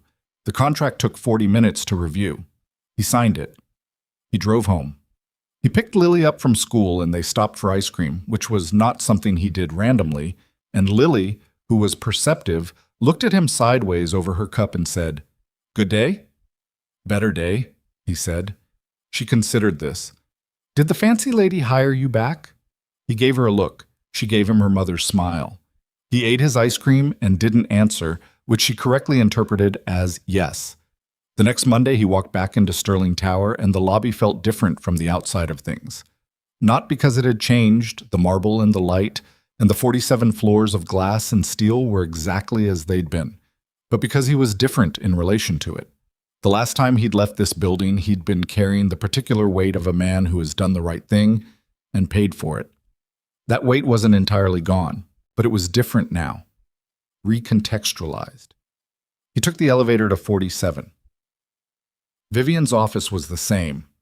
She was at her desk when he came in, on a call, and she held up one finger without looking up. He went to his position near the door and stood and waited. She finished the call, set the phone down, looked at him. The butterfly closure was gone. There was still a faint mark at the corner of her mouth that would take another week to fully fade. She looked like she'd slept. Not enough, probably, but some. She was wearing a dark jacket and her hair was back, and she looked like Vivian Sterling, which was to say, she looked like someone who had rearranged herself fully back into functioning and was not planning to discuss the parts that still needed time. "Holloway," she said. "Sterling," he said. A pause. Something moved in her face, but not quite amusement, but adjacent to it. The acknowledgement that they had both just done something, and that it was possibly the beginning of a different way of being in the same room. "There's a board presentation Thursday," she said, picking up her tablet, "and I have a state dinner in Washington on the 22nd. The advance team will need your specifications by Friday." "I'll have them Thursday," he said. She nodded and went back to whatever was on her tablet. He turned to the window and began reading the street below, the way he always did when settling into a position. Same job, different entry point. Same building, different room. They didn't talk about the warehouse that day, or the next day, or the day after that. It wasn't avoidance. It was more that the ordinary business of life is relentless and doesn't pause for conversations that require room, and they were both people who lived inside demanding schedules with demanding demands. The warehouse sat between them the way significant things sometimes do, present, not spoken about, not forgotten. What changed was subtler than a conversation. It was the accumulation of small things, the way Vivian started telling him the purpose of where they were going, not just the logistics, not, "We're at the Whitmore Foundation dinner," but "The Whitmore Foundation is where my father met the governor 7 years ago, and I need to shore up that relationship because it may matter in the next year, so I need 30 minutes in a room with him that doesn't look like a strategy session." He didn't need that context to do his job. She gave it anyway. The way he started, gradually and without announcement, flagging things to her that weren't strictly security concerns. A conversation happening in an adjacent room that sounded like it was about her. A board member whose behavior at the last 2 events suggested something he couldn't name, but she might be able to. Not overstepping. Just offering the information and letting her decide what to do with it. They were finding the edges of a working relationship that was different from the first one, and neither of them talked about the finding because talking about it would have made it self-conscious, and self-consciousness would have made it harder. It was not frictionless. He'd said things she didn't like. She'd said things that were too sharp. Once in the car after a particularly difficult board meeting, she'd said something dismissive about his read on a situation, and he'd said flatly, "I've been wrong before, so have you. Do you want my actual assessment or not?" And she'd gone very quiet and then said, "Yes," in a voice that suggested the word cost something. He'd given her the assessment. It had been correct. She hadn't apologized, but 2 days later she'd told him, in the middle of a completely unrelated conversation, that he had good instincts and she was going to make better use of them, which was the closest thing to an apology that Vivian Sterling seemed to have available. He accepted it. He understood by now that she showed things sideways rather than directly, and that this was not dishonesty but architecture, the particular structure of a person who'd spent 30 years in an environment where directness was sometimes weaponized against you. He was thinking about this one afternoon in late November, sitting in the car outside Lakeview Children's Medical Center, waiting for Lily's appointment to finish. He had a file on his tablet, the advanced security assessment for the Washington trip, and he was working through it, but his attention kept drifting to the building's glass front. Lily had been in there for 45 minutes. Routine appointment, blood work, and a consultation with Dr. Amara, but Jace had never quite achieved routine about these visits. Every time felt like the first time, which he knew was not rational, but which also was not something he could will himself out of. He'd tried. He was on his 3rd read of the same paragraph in the security file when his phone buzzed. A text from an unknown number. He almost didn't read it. Then something in the randomness of the timing made him open it. It said, "I hope today's appointment goes well. V." He stared at the screen for a moment. He didn't know how she had this number, probably through her father's office, or Ren, or the contract paperwork. He thought about what it took for someone like Vivian Sterling to send a text like this. The simplicity of it, the not making it complicated. He typed back, "How do you know about the appointment?" The reply came quickly. "I know most of your schedule, part of the arrangement." Then, after a pause, "Also, I've been to Lakeview a few times. On my own. I wasn't sure if I was going to tell you that." He read that twice. He sat with it. He typed, "Were you there to see Lily?" Another pause, longer this time. "Yes. I should have asked first. I understand if that's a problem." He looked through the car window at the building's glass front.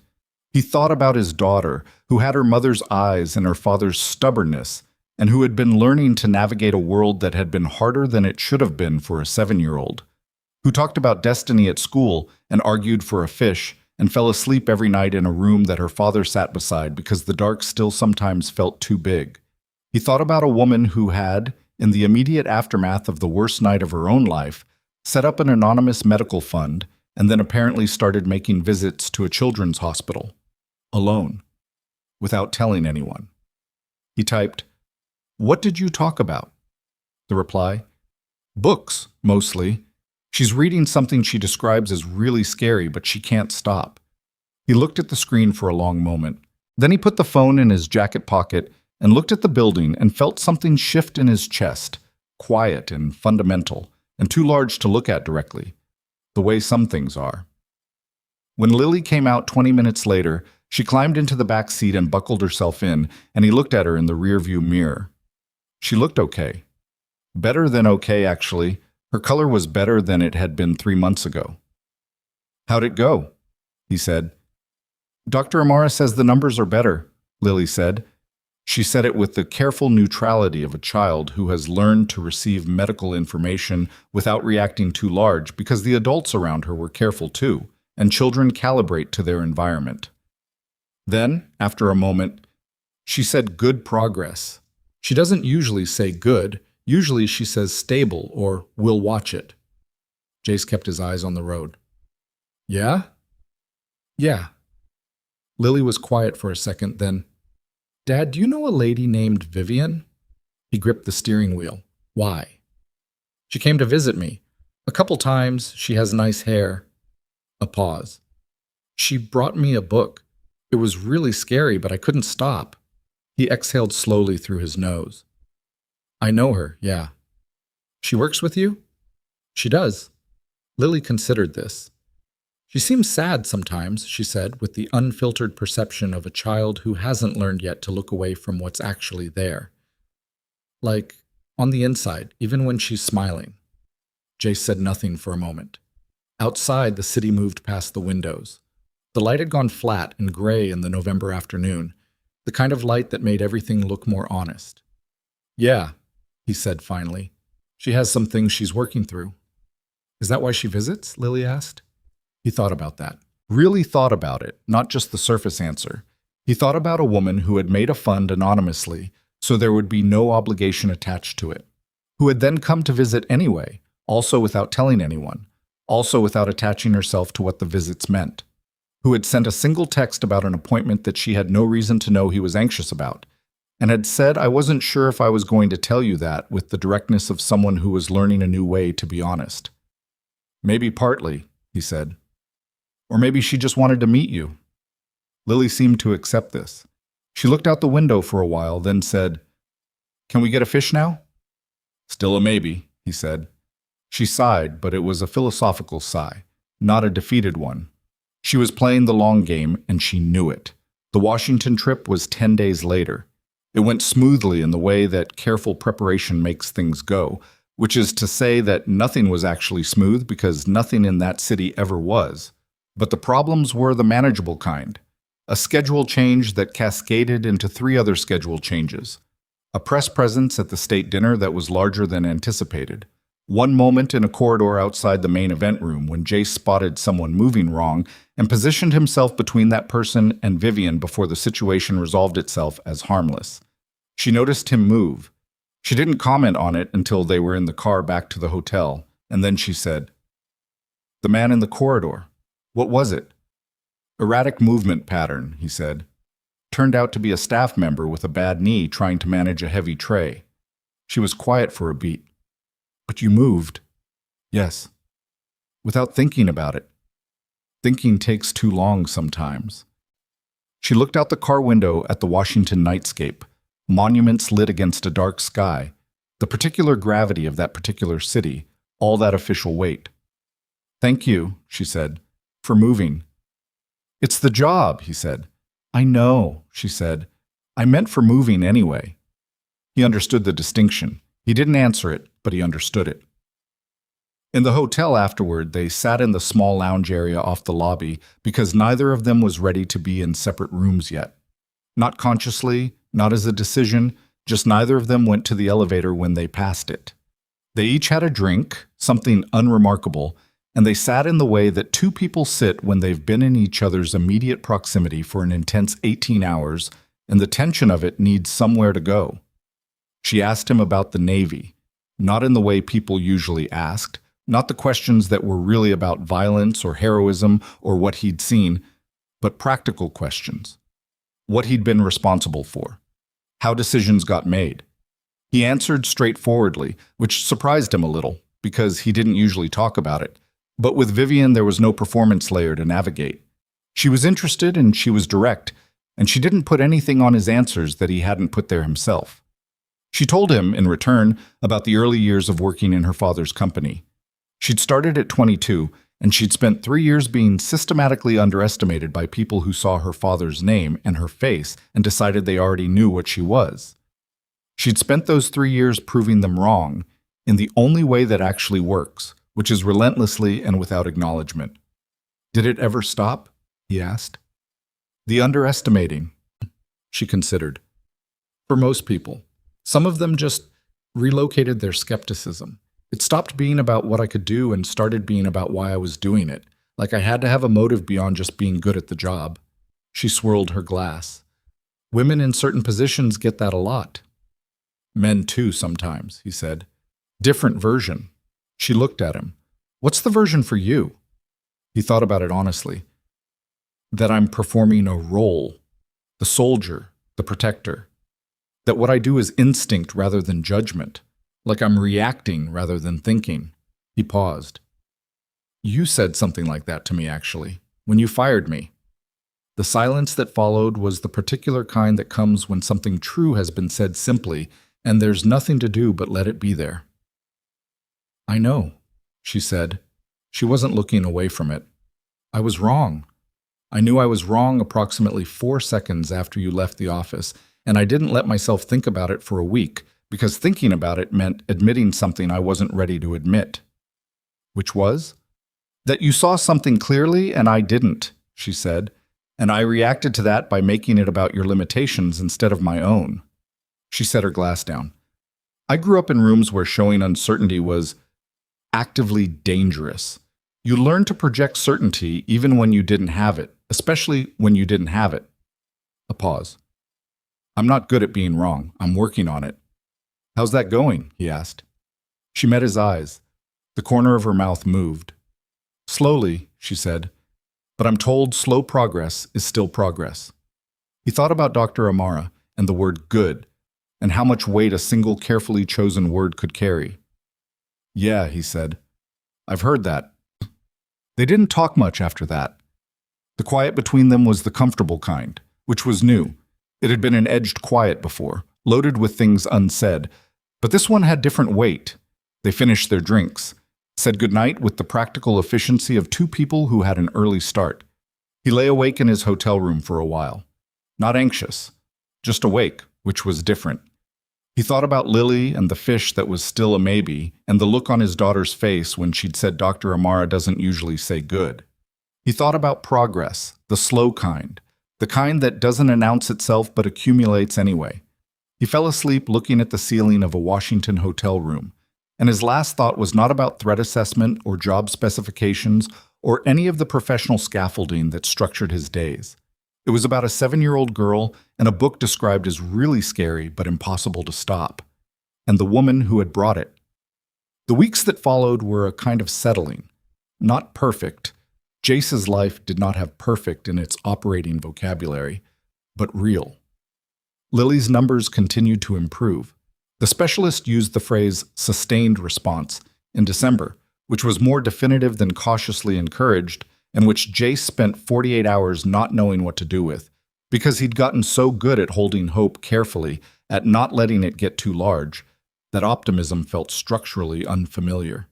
He talked to Lily about it, which he did about most things, in the direct way he'd learned to talk to children who had been through adult-sized difficulties, without falseness, without overcomfort, just honestly.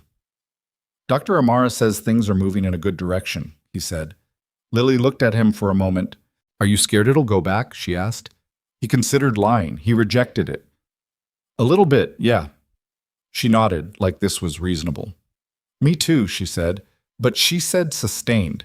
That's a good word. I looked it up. He looked at her. You looked it up?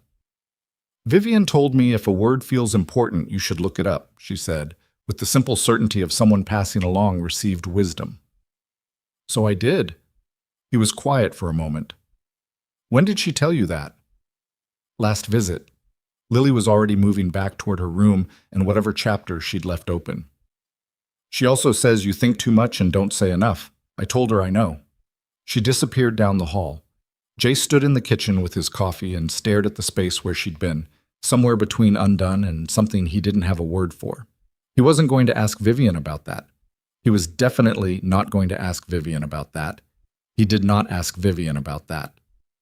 What he did, the following Tuesday, was bring coffee to the office without being asked. Not because he'd suddenly become someone who brought coffee, but because he'd stopped at the place on the corner that Priya had mentioned once was the only place Vivian actually liked.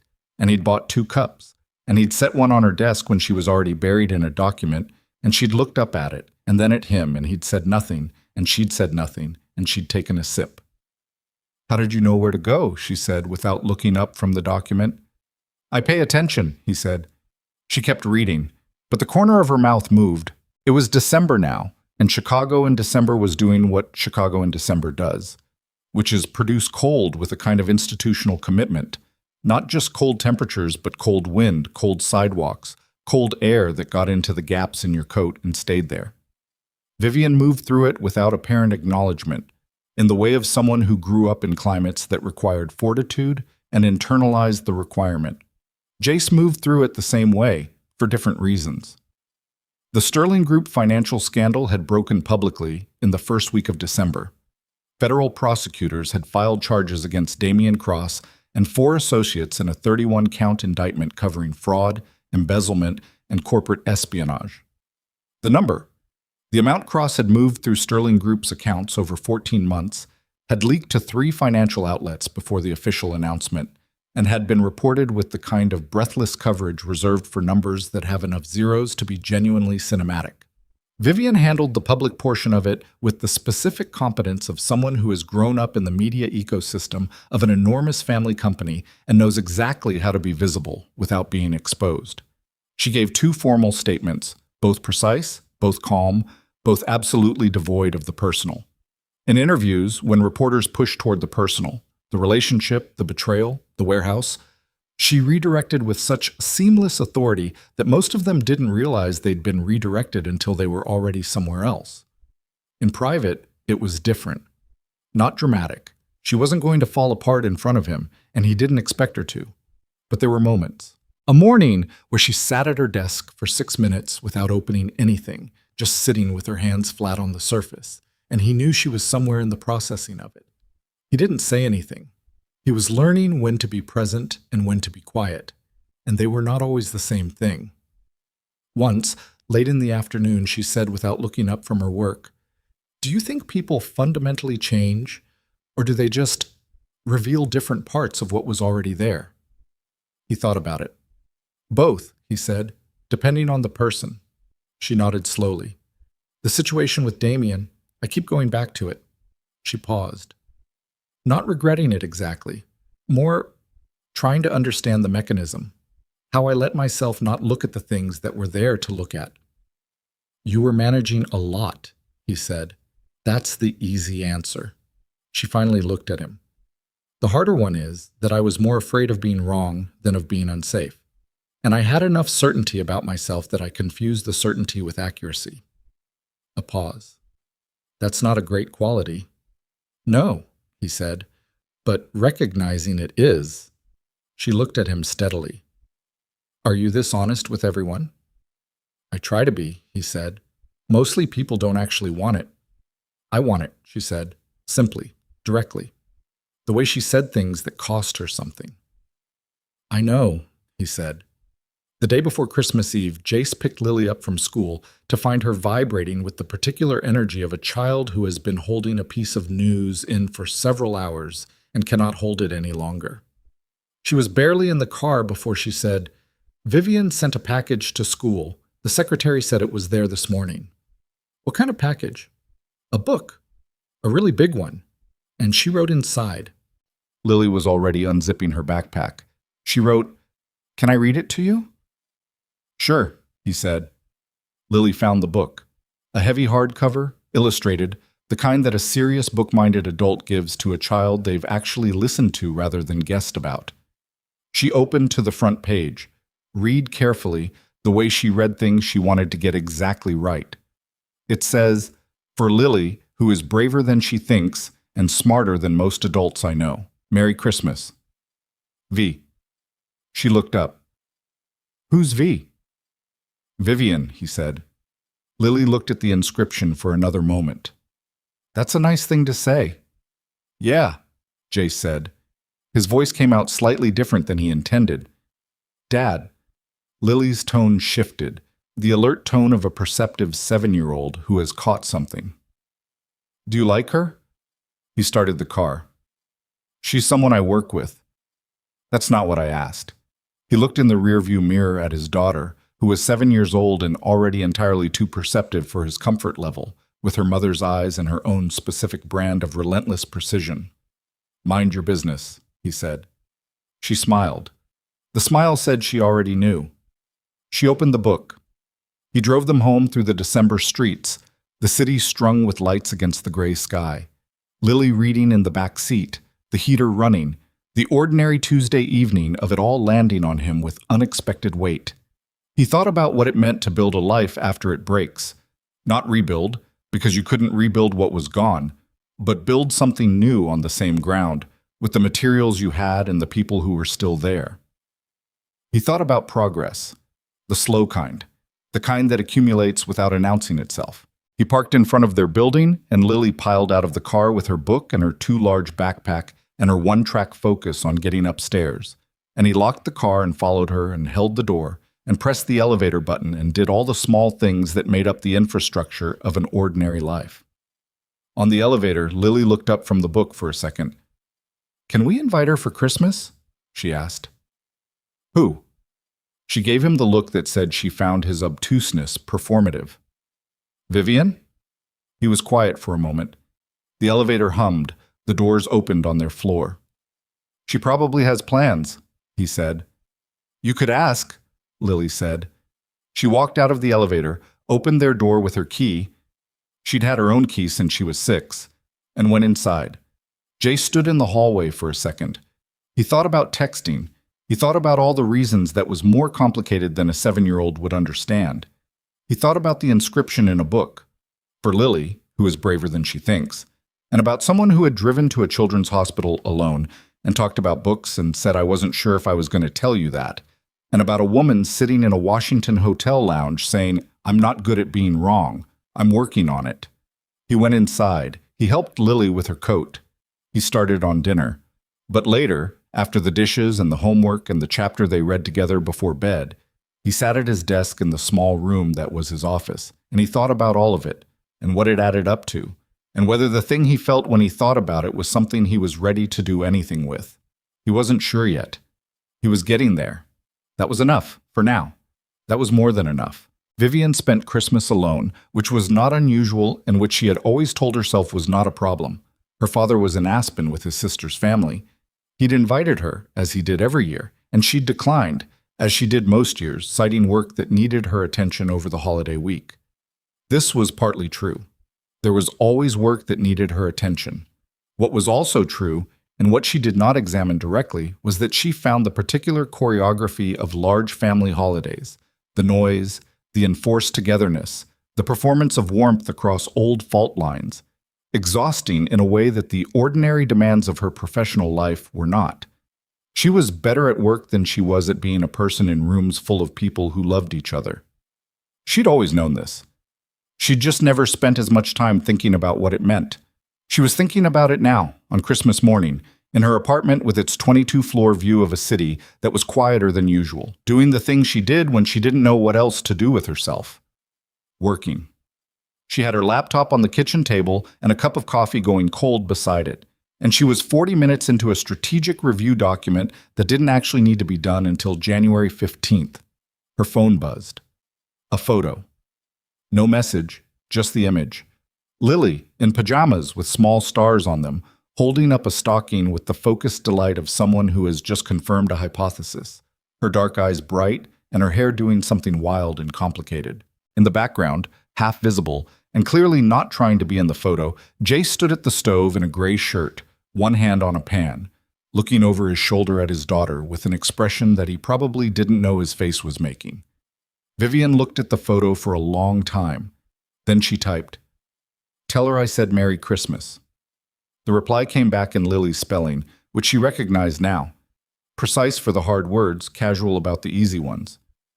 "Merry Christmas, Vivian. Dad says it too, but he won't say so." She set the phone face down on the table. She looked at the strategic review document. She closed the laptop. She made fresh coffee, and she stood at the window and she watched the quiet city, and she let herself think about what she wanted, which was something she was genuinely out of practice with. Vivian Sterling was extremely good at knowing what she needed, professionally, operationally, in terms of resources and relationships and leverage. What she wanted, in the less structured sense of the word, had been a dormant question for a long time. The kind of question you stop asking because the answer seems too complicated or too unlikely or too much like something that happens to other people. She was 30 years old.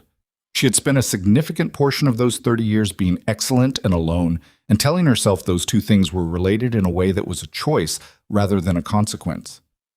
She was beginning to think that was wrong. She drank her coffee.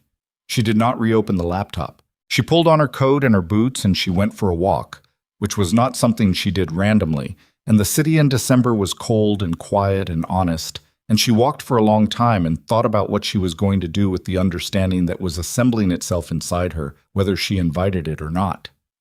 She didn't have an answer by the time she got home, but she had started to admit the question out loud, at least to herself, which was further than she'd been before.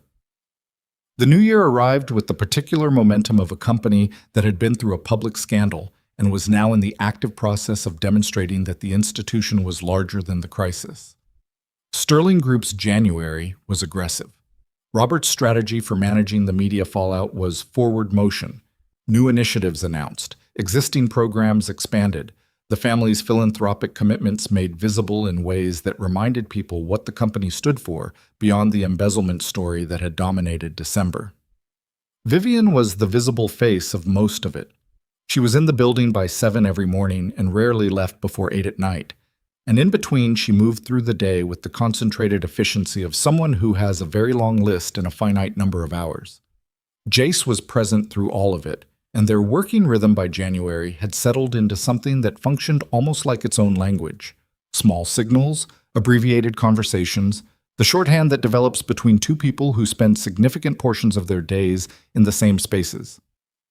She knew, for instance, that when he shifted his weight to his right foot, it meant he'd registered something that might need attention and was deciding whether to act. He knew that when she tapped 2 fingers on the table during a meeting, she was managing impatience, and that the impatience was usually about something specific rather than general, and that identifying the specific thing and quietly addressing it, passing her a relevant document, placing a glass of water in front of her, catching her eye, and holding up 1 finger that meant 1 more minute, would extend her operational patience by approximately 20 minutes. These were small things, the kind of small things that don't make the list of important developments, but that are, in practice, the actual substance of closeness. They had lunched together twice a week now, not formally, not as a planned thing. It had evolved from the functional reality that they were often in the building at the same time over the lunch hour, and the cafeteria on 32 was less terrible than the options on the street. They would each get food and end up at the same table and talk about whatever was in the day.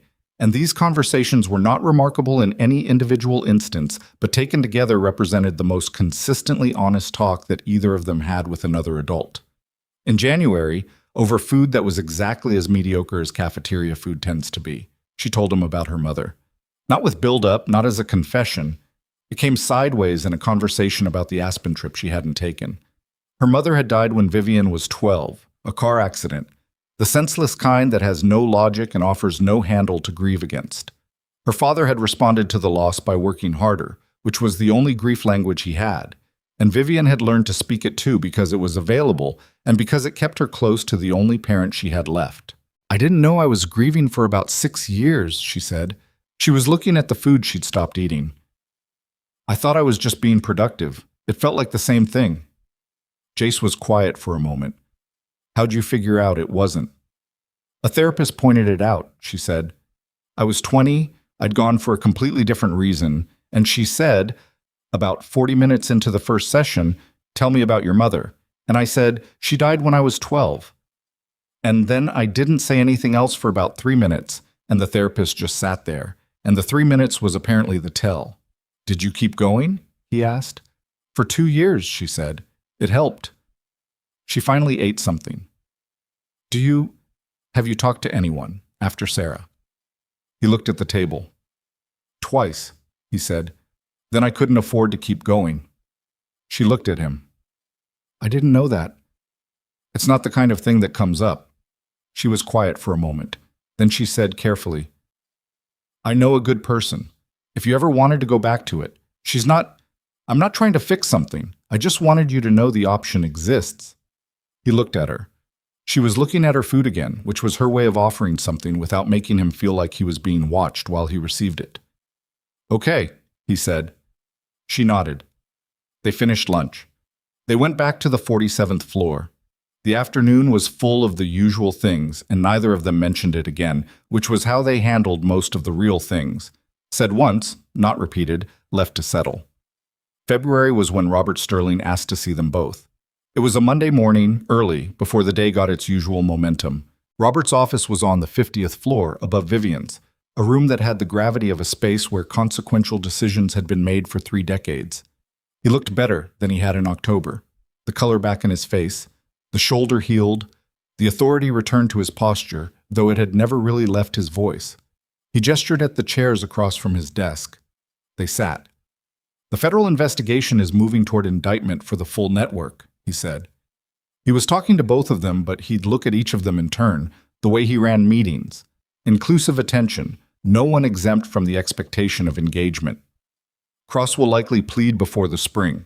The recovery of the stolen assets is at 63%, and the forensic accountants believe we'll get to 75%. He paused. "Sterling Group's public standing has recovered faster than our communications team projected. Faster than I projected." He looked at Vivian. "That's your work." She said nothing. She was not someone who accepted compliments gracefully. She usually deflected them or absorbed them without acknowledgement, depending on who was watching. "And some of it," Robert said, "is the story that came out. About the investigation, about the fact that a breach of this size was identified and stopped internally before it became worse." He folded his hands on the desk. "The people who did that deserve the credit. Both of them." The room was quiet. Jace said, "The investigation was Vivian's." Robert looked at him. "You flagged Cross first." "I flagged a pattern. She built the case." Vivian was looking at the middle distance between them, her expression doing the thing it did when she was managing something she hadn't anticipated having to manage in a professional setting.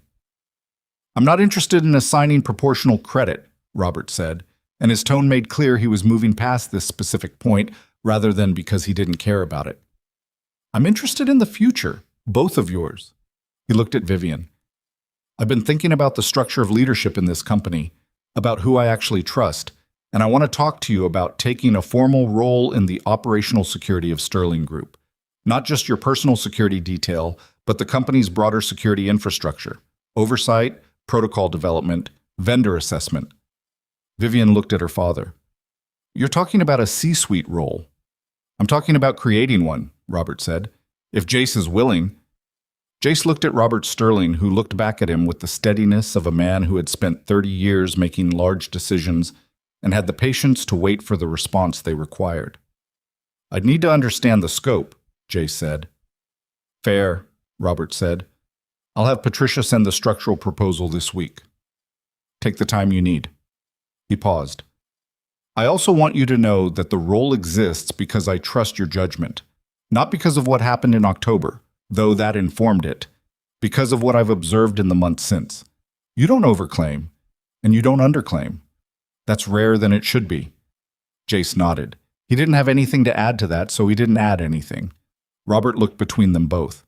Something in his expression, experienced, quiet, the look of a man who has been watching two people for several months and has already arrived at certain conclusions, shifted into something almost careful. I'll let you both review the proposal, he said, and I'll see you Thursday for the board briefing. They left together. In the elevator going down, they stood on opposite sides of the car, which was usual. The elevator was quiet. Did you know he was going to offer you that? Vivian said. No, Jace said. She looked at him. Do you want it? He thought about it honestly. It was a bigger job than what he currently did. More responsibility, more complexity, more of him required in more directions. It was also, objectively, a better job. More stable. Better resources. Work that used more of what he actually knew how to do. I think so, he said. I need to understand the reporting structure and whether the schedule flexibility stays in. It'll stay in, she said. I'll make sure of it. He looked at her. You don't have to. Lily's appointments are non-negotiable, she said. Simply. No opening for argument. That's not a favor. That's just correct. The elevator opened on 47. She stepped out and walked to her office, and he took up his position, and the day continued in its usual way. But something had shifted in the geometry of things. Not dramatically. There was no dramatic shift. There was just the accumulation of many non-dramatic shifts until the picture they made together was different from what it had been. Patricia Wren sent the structural proposal Wednesday. Jace read it carefully. All of it, took 2 days, made notes in the margins. The scope was significant, but structured well. The reporting lines were clear. The schedule provision was written in on the 3rd page, specific and unambiguous. All existing medical commitments for Jace Holloway's dependent to be treated as fixed obligations with priority over all professional responsibilities. He accepted the role on Friday. Patricia processed the paperwork with the same efficient lack of fanfare that characterized everything she did. The first week of March, Vivian had a difficult day. Not professionally. Professionally, March was demanding but manageable. The difficulty was personal, which made it harder because her professional competence had no traction on it. It was the anniversary of something. Jace inferred this without being told because she had a quality that day of being very controlled in a way that suggested the control was costing something. She was precise and efficient, and she smiled at the right moments, and nothing about her visible surface suggested anything was wrong. But her coffee sat getting cold on the desk twice. She stood at the window for a minute and 40 seconds at 11:15 without moving. She canceled the lunch she'd been planning to have with Priya and ate at her desk instead, which she almost never did. At 4 in the afternoon, he knocked on her office door, which he almost never did during the day. She looked up. What? She said. Not unkindly, just direct. Do you want to leave early? He said. I can move the car around. She looked at him for a moment. He waited. It's my mother's birthday, she said. She would have been 61. I know, he said. She looked at him sharply. How do you know? The file your father gave me when I started had family dates in it, he said. I read it. She held his gaze for a second. Then she said, Yes, let's leave early. He brought the car around.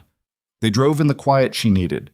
Not uncomfortable, just the quiet of someone being allowed to be in a hard day without being required to explain it. He took the longer route, which added 12 minutes but meant they went along the lakefront, which in March was cold and gray and dramatic. the lake working itself into a kind of conversation with the sky, and she looked out the window at it, and he let her look. He parked in front of her building. She didn't move immediately. "She would have liked you," Vivian said. She was still looking forward at the street through the windshield. "My mother, she had a thing for people who said exactly what they meant and did exactly what they said." A pause. "She would have liked Lily too." Jace didn't say anything. There wasn't anything to say. He just let it be there with her. After a moment, she got out of the car. She stopped on the sidewalk and looked back at him through the open door. The March wind off the lake was catching her hair, and she looked cold and tired and real, the way people look on days when they're not managing the presentation of themselves.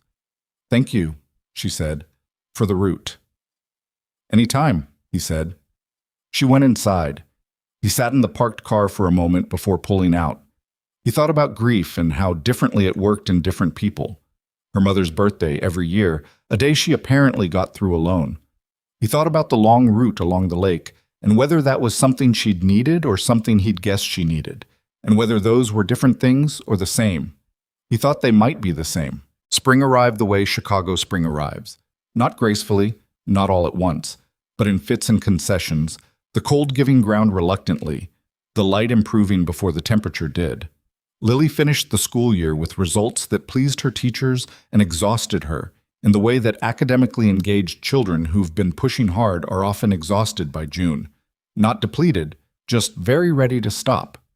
Her specialist appointment in April produced the phrase "sustained improvement," which Jace repeated to himself 3 times on the way home, and then didn't mention to anyone except Lily, who received it with the same careful precision she'd applied to sustained months ago.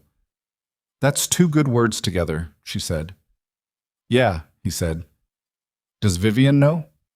He hadn't told her yet. He'd been thinking about whether to, not because it was private, but because telling her felt like a specific thing, not a casual update, but something with weight to it, and he wanted to be deliberate about weight. "Not yet," he said. Lily nodded, accepting this. Then, later that evening, when he was making dinner and she was at the kitchen table doing something artistic with colored pencils, "Dad, are you in love with her?" He turned from the stove. She was not looking up from the colored pencils. "Lily, I'm just asking," she said, "because I am 7.5 and I notice things." "You're 7.5, he agreed. "You notice everything and you have no filter." "Filter is a grown-up thing," she said serenely. "I'm working up to it." He turned back to the stove. He stirred something that didn't need stirring. He thought about the question, which deserved an honest answer, even if the person asking it was 7.5 and using colored pencils. The honest answer was that he didn't know what to call it precisely, but that not knowing what to call something wasn't the same as not knowing what it was. He knew what it was. He'd known for a while. He just hadn't done anything about it because doing something about it had complications. Professional complications, practical complications. The simple complication of being a person who has been through loss and knows how much it costs, and is therefore careful about what he reaches for. He also knew that careful, taken too far, became its own kind of loss. "Mind your business," he said. "You keep saying that," Lily said, "and I keep not minding it, because I'm 7.5 and you are my dad, and you deserve nice things." He had no response to that. He plated dinner. They ate. She told him about the colored pencil project, which was a map of a world she was inventing, with countries named after words she liked the sound of.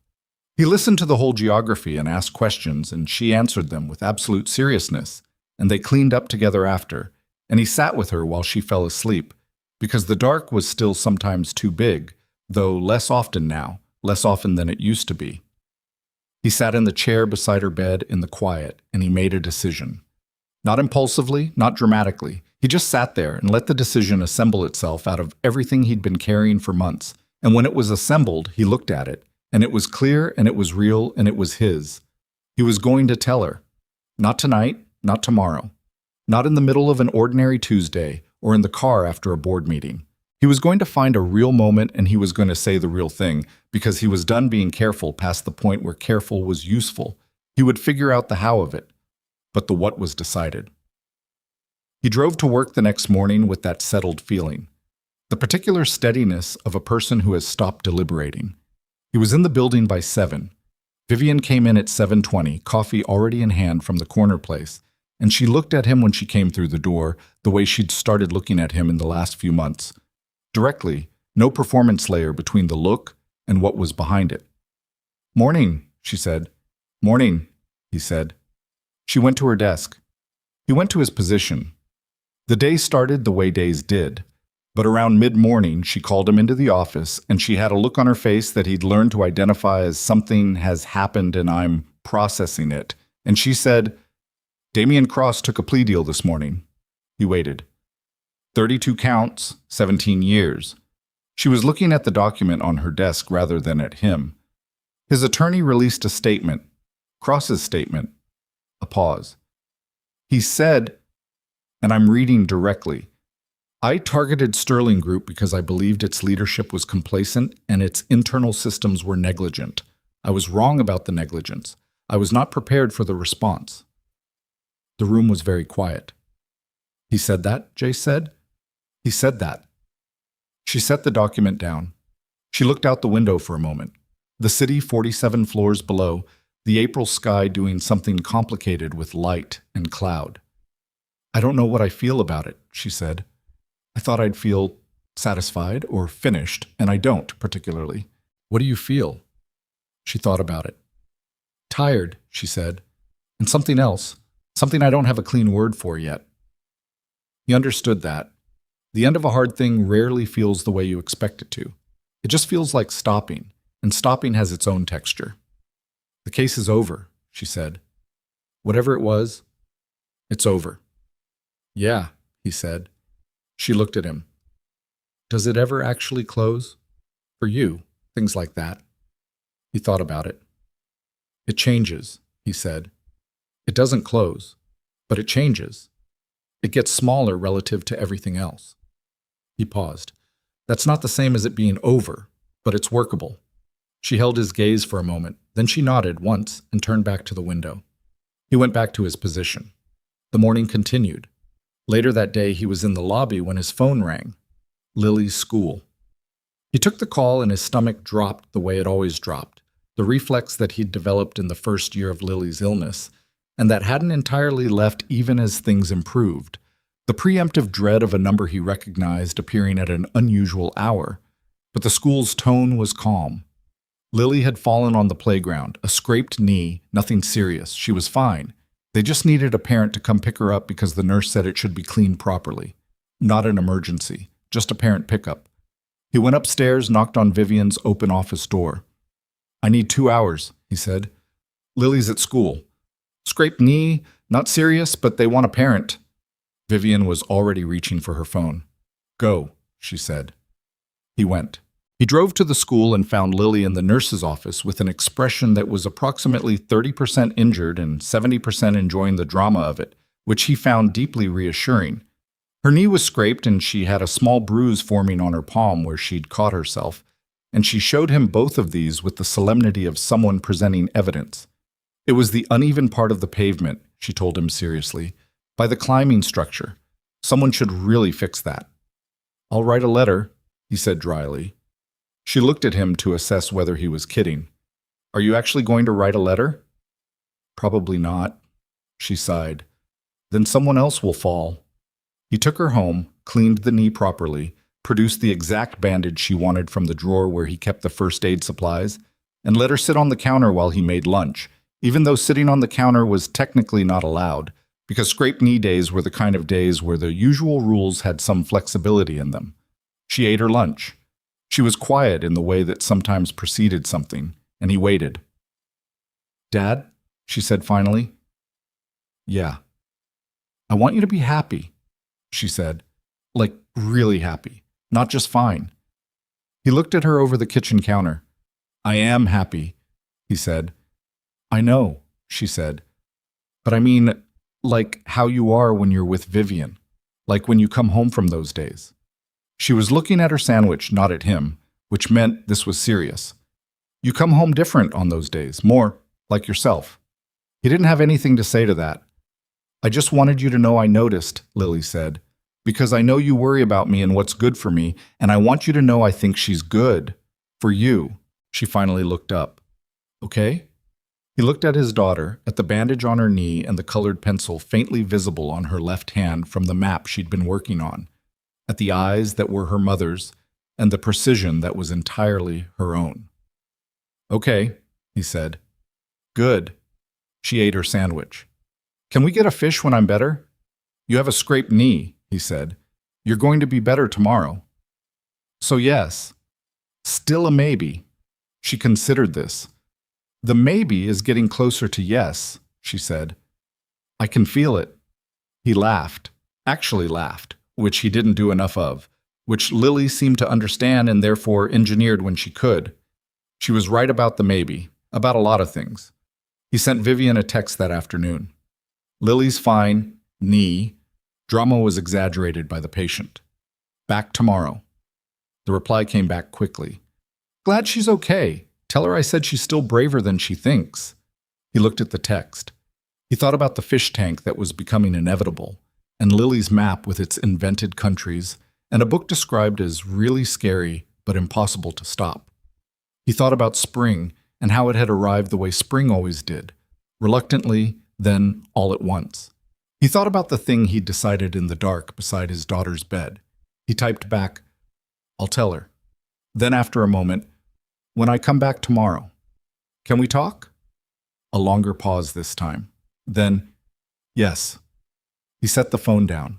He went to sit with Lily, who was on the couch with her book, knee elevated on a pillow, because she'd absorbed enough of his practical habits to know that elevation helped, and she was reading with the absorbed focus of a child who has found exactly the book she needed.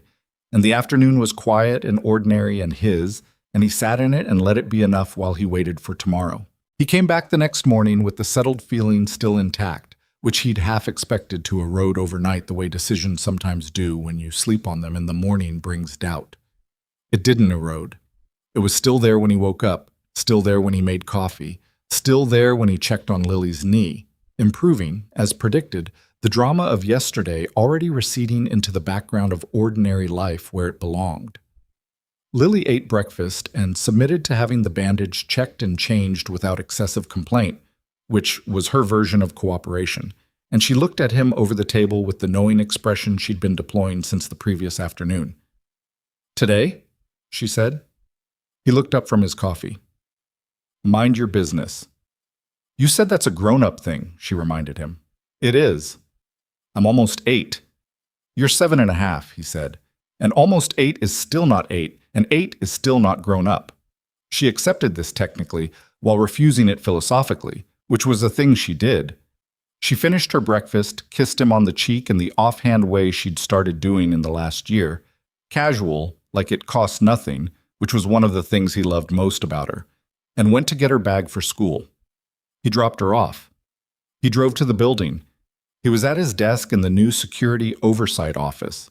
The role Robert had created was real and had its own space on the 44th floor, though he still spent most of his time on 47 by 7:15, and he was working through a vendor assessment report when he heard the elevator at 7:22 and looked up. Vivian came through the door the way she always did, coat still on, coffee in hand, moving like she had somewhere to be. She stopped when she saw him. "You said tomorrow," she said. "It is tomorrow," he said. She looked at him for a moment. Something in her face shifted slightly. The professional layer, the one that was always up by the time she walked in the door, adjusting in a way he'd learned to read as her deciding how to be in a particular moment. "My office," she said. "Give me 10 minutes." He gave her 10 minutes. He used them to finish the paragraph he was on and put the vendor report away because whatever this conversation was, it wasn't a conversation he wanted to have with half his attention somewhere else. He knocked on her office door at 7:33. She was at her desk, but she hadn't opened her laptop, which meant she'd spent the 10 minutes not working either. "Close the door," she said. He closed it. He didn't sit. She didn't suggest it. They were both apparently having this conversation standing up, which made a certain sense. Neither of them was the kind of person who did important things from a settled, comfortable position. "You said you wanted to talk," she said. "Yeah," he said. She waited. This was one of the things he'd come to appreciate about her. She didn't fill silences to relieve her own discomfort. She let them be what they were and waited for what came next. I've been thinking about how to say this for about 3 months, he said. And I've decided that the thinking was the problem, and I should just say it. Usually how it works, she said. Her voice was careful, not closed, careful. I'm in love with you, he said. He said it the way he said most things, directly, without ornamentation, just the thing itself placed in the room where they could both look at it. I've been in love with you for a while. I don't know exactly when it started, probably somewhere in the middle of all of it, and I didn't name it for a long time because naming it made it something I had to decide what to do about. The room was very quiet. Vivian was looking at him. She wasn't performing anything. Not surprise, not warmth, not calculation. She was just looking at him with her actual face, the unmanaged one, the one that appeared on the hard days and the quiet ones, the one he'd been seeing more of in the last several months. I know this is complicated, he said. I know the professional piece is complicated. I know I have a daughter and a complicated life, and I'm not asking you to take that on. I'm just telling you the truth because I decided I was done not telling you. She was still quiet. He let her be quiet. I need a minute, she said finally. Take it, he said. She turned to the window. He watched her back, the straight line of her spine, the way her hand found the edge of the windowsill, the small movement of her breathing. He'd spent enough time in proximity to her to read her silences, and this one wasn't bad. It wasn't the silence of someone constructing a rejection. It was the silence of someone who has been handed something they've been carrying in their own pocket and is trying to figure out what it means that someone else was carrying the same thing. She turned back. I don't do this well, she said. I want to be upfront about that. Relationships, the giving ground part of it. I've been told I'm difficult. I know, he said. You know? You've shown me, he said. I'm still here.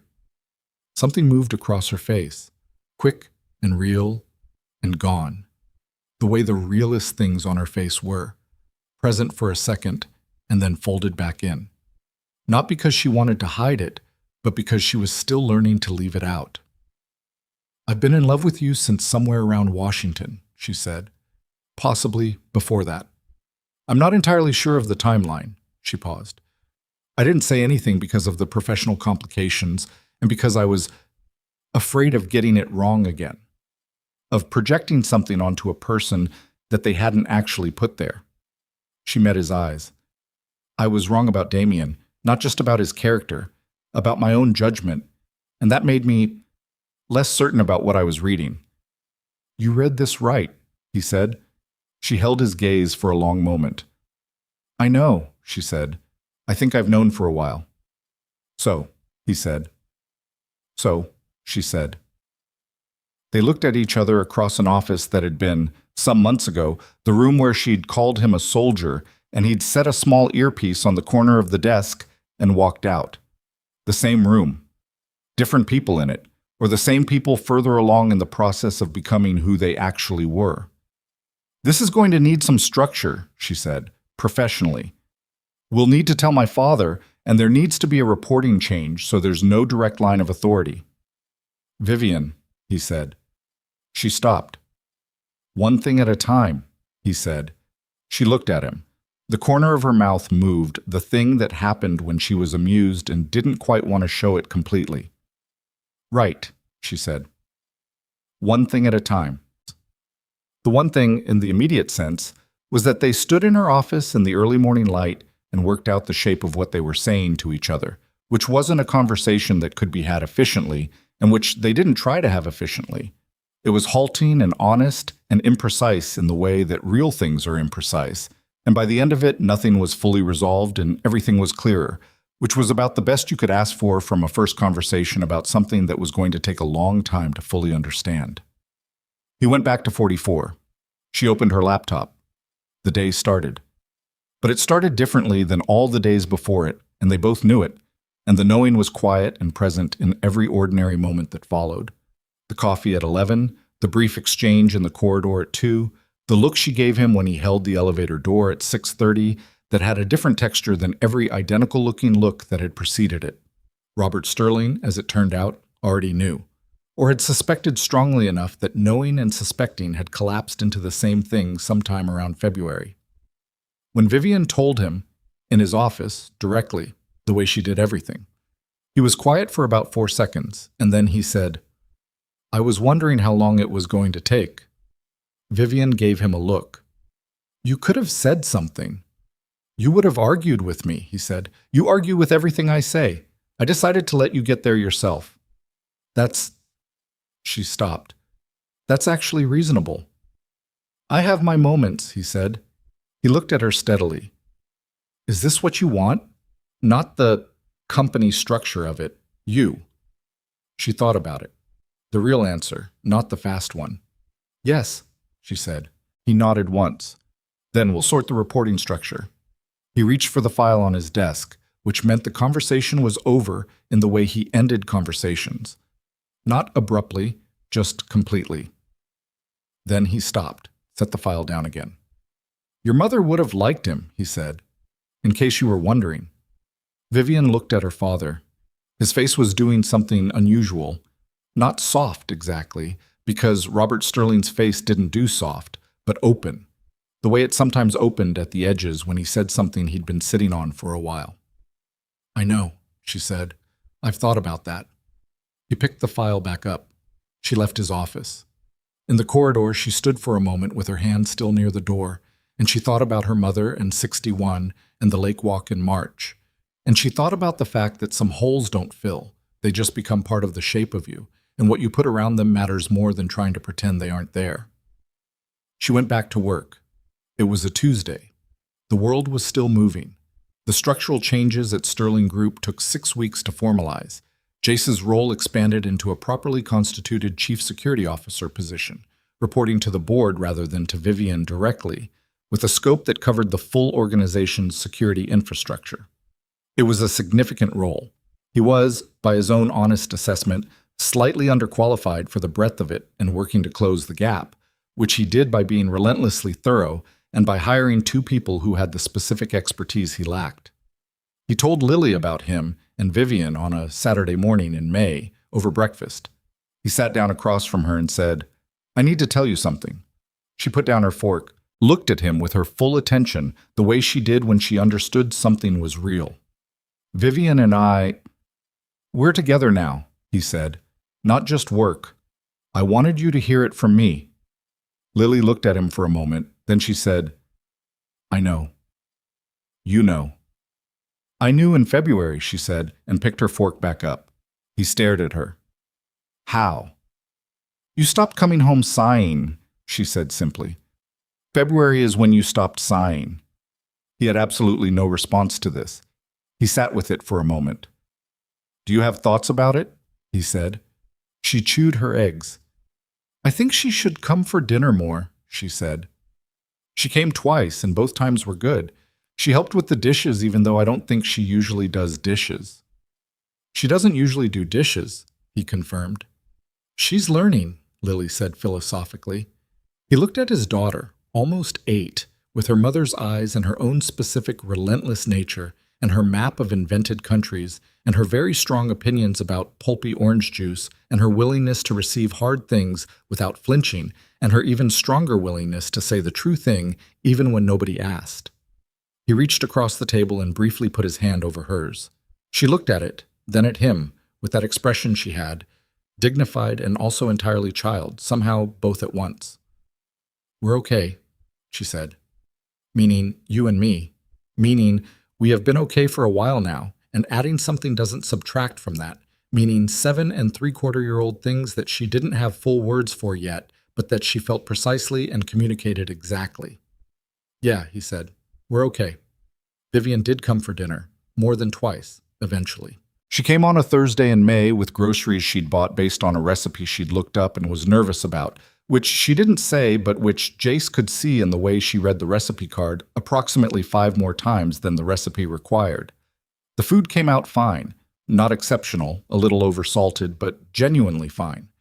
And Lily ate it with the diplomatic generosity of someone who understood that effort deserved acknowledgement and said it was good with the specific emphasis children use when they mean it. After dinner, while Jace washed up, Vivian sat at the kitchen table and helped Lily with the map of invented countries, adding her own country in the southern region that Lily had left open. She named it something complicated, and Lily made her spell it and then wrote it carefully with the purple pencil that was for important words. Jace stood at the sink and listened to them argue, mildly and with mutual respect, about whether the country Vivian had named needed a better coastline. And he thought about the distance between the woman who had sat across from him in an office 10 months ago and called him a soldier, and this woman at his kitchen table with a purple pencil, negotiating the geography of a fictional nation with his daughter. It was not a small distance. She had crossed it herself. That mattered. He also thought, because he was honest enough to think both things, that he had crossed his own distance. The man who had driven toward Pilsen alone in October because the window was narrow had also spent a long time being alone by default, not by preference, keeping things contained, keeping his needs small, performing the stoicism that had served him in the field, and that in ordinary life sometimes read as not needing anything from anyone, which was not true and had never been true. He was learning to let that not be true out loud, which was harder than anything he'd done in a building with guards in it. It was good hard. There was a difference. The summer arrived, and with it a rhythm that was new and required negotiation, because 3 people with 3 separate internal operating systems do not naturally synchronize without work. Vivian was not instinctively structured around child time, and child time has its own logic. Meals at specific hours, bedtime that could not be moved without consequence, the particular weekend quality of a household with an 8-year-old in it. She adapted to it the way she adapted to most things, by observing, filing, and then executing with the precision she brought to everything. She got it wrong sometimes. She pushed past Lily's bedtime twice in July because she lost track of the hour, and then felt genuinely bad about it, which Lily was gracious about in a way that probably made Vivian feel worse. She tried to help with homework once in a way that was efficient and thorough, and slightly beside the point of what homework was for, which was the process rather than the product, and Jace had to explain this afterward in the car, and she'd gone quiet, and then said, "I'm not good at learning things slowly." And he'd said, "I know, neither is she. You'll figure each other out." And she'd looked at him sidelong and said, "You're very calm about this." And he'd said, "One of us has to be." She'd laughed. Actually laughed, not the social version, the one that came from somewhere real, sudden, and a little surprised, the way it often was with her. He was storing those up. He didn't tell her that, but he was. In August, Lily turned 8. They had a small party. 3 of Lily's school friends, Mrs. Drayton, a cake that Vivian had ordered from a bakery in Lincoln Park that Lily had mentioned exactly once, 3 weeks prior, and which Vivian had apparently quietly noted and acted on without any further signal. Lily's face when the box opened was the face of a child who has been listened to in a way she wasn't expecting, and she looked at Vivian and said, "You remembered." Vivian said, "You mentioned it." Lily looked at her for a moment. Then she hugged her, which was not something Lily did casually. She was selective about physical contact, had been since she was small, and her hugs were therefore specific endorsements rather than habitual social gestures. Vivian's arms went around her with the slight stiffness of someone who was not used to being hugged unexpectedly and was deciding whether to be okay with it. She decided to be okay with it. Jace watched this from across the kitchen and felt the specific ache of something almost too large to hold, the particular feeling of a life arranging itself into a shape you hadn't dared to fully imagine. The September appointment at Lakeview was the one he'd been bracing for without letting himself admit it, because bracing for something and admitting you're bracing for it were different things, and the latter required more emotional territory than he'd always had available. Doctor. Amara had indicated in June that the September evaluation would be the most significant in the current protocol cycle. A full reassessment, comprehensive panels, the results of which would determine whether they maintained the current treatment, adjusted it, or had a different conversation entirely. He drove Lily there on a Thursday morning. Vivian had offered to come, and he'd said yes, which was its own measure of how things had changed. His default for years had been to carry the medical appointments alone, to be the single point of worry so that the worry didn't spread. He was learning to let it spread a little, to let someone else sit beside him in it. She was in the waiting room when he and Lily came through the lobby. She had 2 coffees, one for him, and a book for Lily that she'd brought without announcing, just produced it from her bag when Lily sat down beside her, and Lily took it with the matter-of-fact acceptance of someone who has incorporated Vivian's book-bringing into the expected texture of events. The consultation took an hour and 40 minutes. Jace and Vivian sat in the waiting room and talked about work, which was both genuine and functional. Genuine because there was real work to discuss. Functional because it gave both of them somewhere to put their attention that wasn't the door Lily had gone through. Vivian told him about a security protocol review she'd been reading and had thoughts about. He told her about the vendor assessment he'd been finishing. They drank the coffee. They did not talk about what they were actually thinking about because they didn't need to. It was sitting right there between them, the shared weight of it, and not talking about it was its own acknowledgement. When Dr. Amara appeared in his doorway and looked at them both with the expression of a physician who has learned to calibrate her face carefully, Jace stood before he knew he was standing. Vivian's hand found his arm.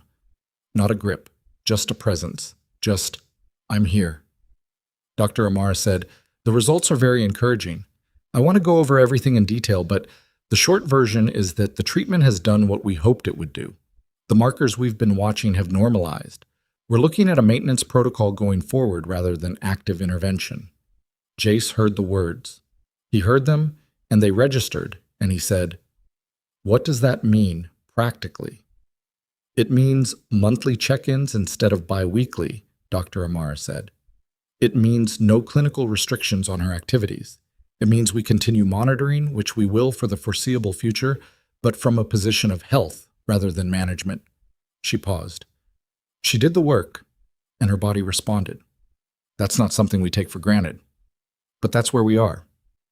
He stood in the corridor of Lakeview Children's Medical Center, and he did not say anything for a moment because he was engaged in the specific effort of a person who has been holding something heavy for a very long time and has just been told he can set it down, and the muscles that were holding it don't immediately know what to do with the change. Vivian's hand was still on his arm. "Okay," he said finally. "Okay." Dr. Amara gave them the full picture, the details, the forward plan, and Jace heard all of it and filed all of it with the precision he brought to things that mattered. Lily came back into the waiting room and looked at her father's face and made the calculation she always made and arrived at. Good. "Doctor," Amara said. "Excellent," Lily announced. "She's never said excellent before. I've been keeping track." "I know," Jace said. "She told me I can do sports now." Her eyes were doing the thing they did when she was trying to be calm about something she wasn't calm about. Like real sports. With teams. "Yeah?" he said. "I want to do soccer," she said. "Destiny does soccer." He crouched down to her level, which he didn't do often anymore because she was 8 and preferred to be addressed standing, but she let him do it now. He looked at her face, the long lashes and the brown eyes, and the specific person who had arrived in his life 8 years ago and remade everything about what mattered and how. "Soccer it is," he said. She threw her arms around his neck. He held her for a moment longer than was probably comfortable for an 8-year-old who had recently decided she was too big for this. She didn't complain. When she pulled back, her eyes were bright, and she turned immediately to Vivian because she had also incorporated Vivian into the circle of people who got the real responses. "Did you hear?" "I heard," Vivian said. Her voice was entirely steady. "Soccer." "Destiny will teach me," Lily said. "She's very good. She told me." "I believe it," Vivian said. Lily took Vivian's hand and her father's hand, and she walked them toward the exit of the hospital with the decisive energy of someone who has received very good news and is ready to be somewhere else and do something about it. Jace looked over Lily's head at Vivian.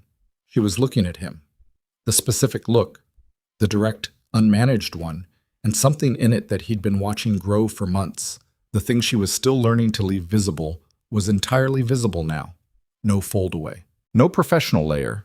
Just her. He held her gaze for a moment.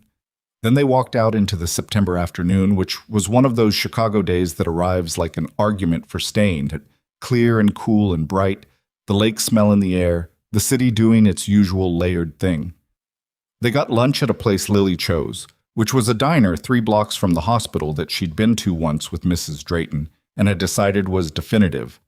They sat in a booth, Lily on one side and the two of them on the other, and Lily ordered with the authority of a regular and told them what was good, and they ordered what she suggested, and the food came out exactly as good as she'd said. Lily talked about soccer and about destiny, and about whether the invented country on the map needed a capital city, which she'd been debating for 2 weeks. Vivian said it needed a capital city, and the capital city should be named after a geographical feature. Lily said she'd think about it. Jace ate his lunch and listened to them and thought about nothing more elaborate than what was in front of him. He thought, this is the thing, not the rescue, not the case, not the professional recognition, not any of the things that look from the outside like the significant moments. This. A booth in a diner, bad lighting, coffee in a mug that had a chip in the handle, his daughter arguing about cartography with a woman who was still learning to do dishes and had shown up to a hospital waiting room with 2 coffees and a book. This was the thing. Later in the car, Lily fell asleep almost immediately, the adrenaline of the day catching up with her, her head tipped against the window. Vivian rode in the front, and they drove in the quiet that they'd always been good at, the comfortable kind, the one that had replaced the edged one over the course of many ordinary days. "She's going to be okay," Vivian said, quietly, so as not to wake Lily. "Yeah," Jace said. "She is." Vivian looked out the window for a moment, then, "I've been thinking about something. I want to say it before I think about it too much, because I've noticed that thinking about things too much is how I stop myself from saying them." He glanced at her. "Okay. I want this," she said. "Not because it fills something or because I'm at a particular stage of life where it makes sense. I want this specifically. You and Lily and whatever this is. The diner and the fish tank. We don't have a fish tank yet. The fish tank that is clearly inevitable," she said. "And the dinner schedule and the mornings. All of it. I know I'm not easy.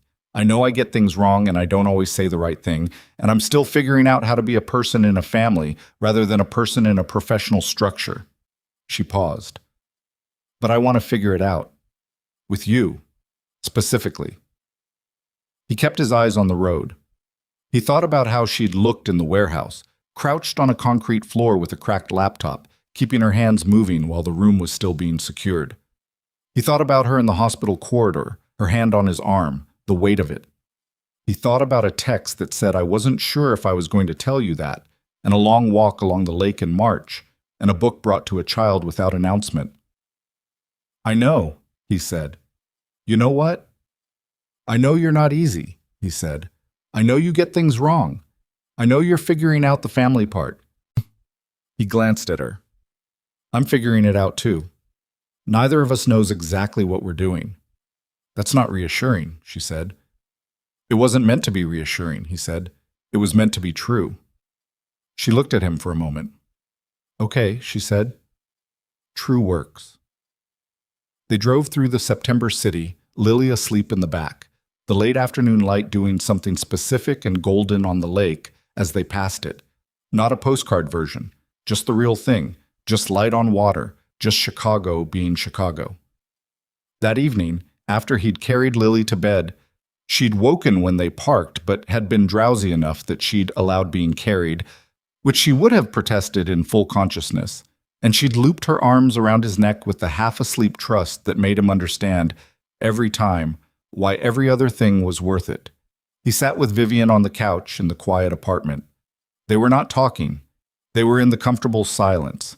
The lamp was on, and Vivian had her legs tucked under her, and she was reading something on her phone, and Jace was looking at the middle distance and thinking about nothing with the deliberate pleasure of someone who has been thinking about many things for a long time.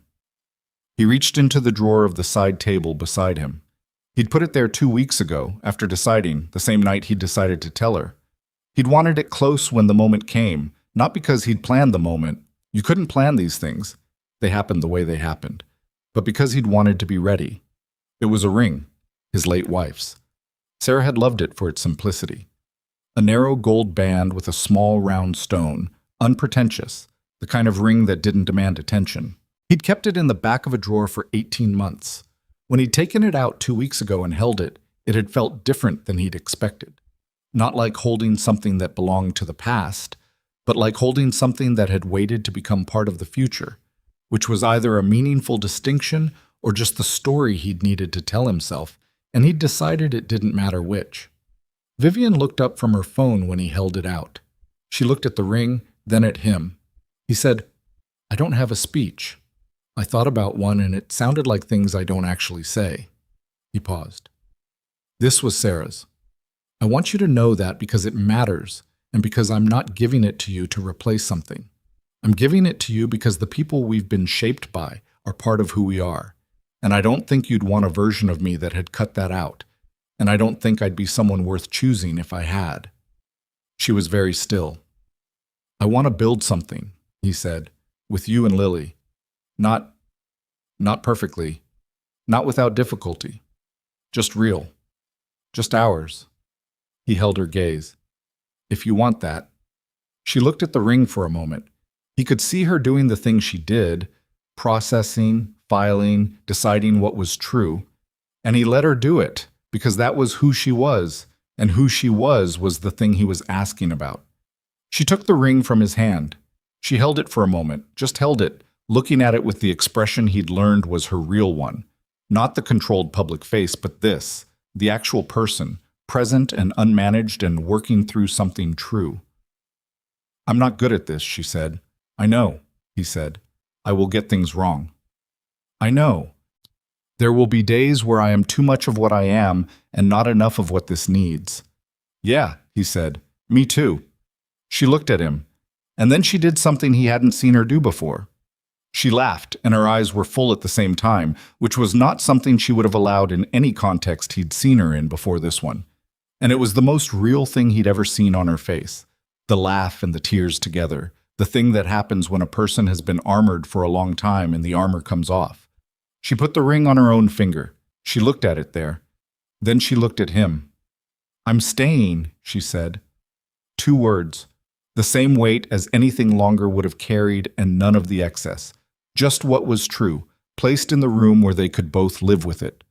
He reached over and covered her hand with his, the one with the ring on it, and they sat like that in the quiet apartment with the lamp on, and Lily asleep in the next room, and the city doing its usual thing 40 floors below, indifferent and alive, moving through the night the way cities do. They were not a perfect family. They were not going to be. Vivian was still learning the texture of life built around another person's needs, which required a flexibility that her decades of self-sufficiency hadn't prepared her for, and she was going to have to keep learning it, imperfectly, in real time. Jace was still learning to let his guard down, not professionally but personally, in the specific way that matters, the way that means allowing yourself to be known in the moments when knowing you is not comfortable. Lily was 8, which meant she was in the process of becoming a complete person, which process is not clean or linear and required all of them to keep paying attention. None of this would resolve cleanly. None of it was supposed to. The idea that love, real love, not the cinematic kind, settles into something finished and permanent was the thing they had both in different ways been trained to expect, and the truth was more interesting and more demanding than that. You chose it again, every day, in the unremarkable moments. In the Tuesday mornings and the Thursday dinners and the hospital waiting rooms with the chipped coffee mugs. In the arguments about geography and the imperfectly salted dinners and the 4-second silences in elevators that said more than most conversations. You chose it in all the ordinary places. 6 months later, on a Saturday in March, Lily's soccer season was in its 3rd week, and she had not yet scored a goal but had, according to destiny, very good defensive instincts. The fish tank was a reality. It had happened in December, a small one, 2 fish, which Lily had named with the consideration that significant decisions deserved, and which Vivian had helped establish in the corner of the living room with an investment of careful attention that suggested she took it seriously. It was Saturday afternoon and Jace was at the kitchen counter, and Vivian was at the table with her laptop, which was open but not being looked at, because she was watching Lily try to explain to one of her invented country's geography to Mrs. Drayton, who was taking it completely seriously and asking the kind of questions that implied she expected a full briefing. Vivian had a coffee. She'd made it herself, which she now knew how to do on the machine in his kitchen, which had taken longer than she would admit to figure out because the machine had a particular logic that was not immediately obvious, and she had refused to ask for help and had eventually prevailed through determined persistence. The coffee was good. She was quietly proud of this. Jace looked over at her from the counter, and she met his eyes, and neither of them said anything, and the nothing they said was full of the specific content of two people who know where they are and are okay with it. She looked back at Lily and Mrs. Drayton. He went back to whatever he was making. The afternoon was quiet. The fish tank hummed. Lily's voice explaining the mountain range on the eastern border of a country that didn't exist had the authority of someone who has done the necessary research. Mrs. Drayton asked about the capital city, which had been named, eventually, after the word for the color of the sky right before dark. Lily said, "Vivian helped name it." Mrs. Drayton looked at Vivian. Vivian looked up from her coffee. "It's a good word," she said simply. Lily nodded. It was a good word. Some things were just exactly what they were. Outside, the March wind was making its usual argument with the lake, and the city was doing what the city always did. And inside a small apartment on an ordinary Saturday, a family that had been built from loss and mistake and the slow accumulation of honest days was doing what families do. Just living, just being, in the ordinary, irreplaceable minutes that make up everything that actually matters. That was enough. It was more than enough. It was the whole thing.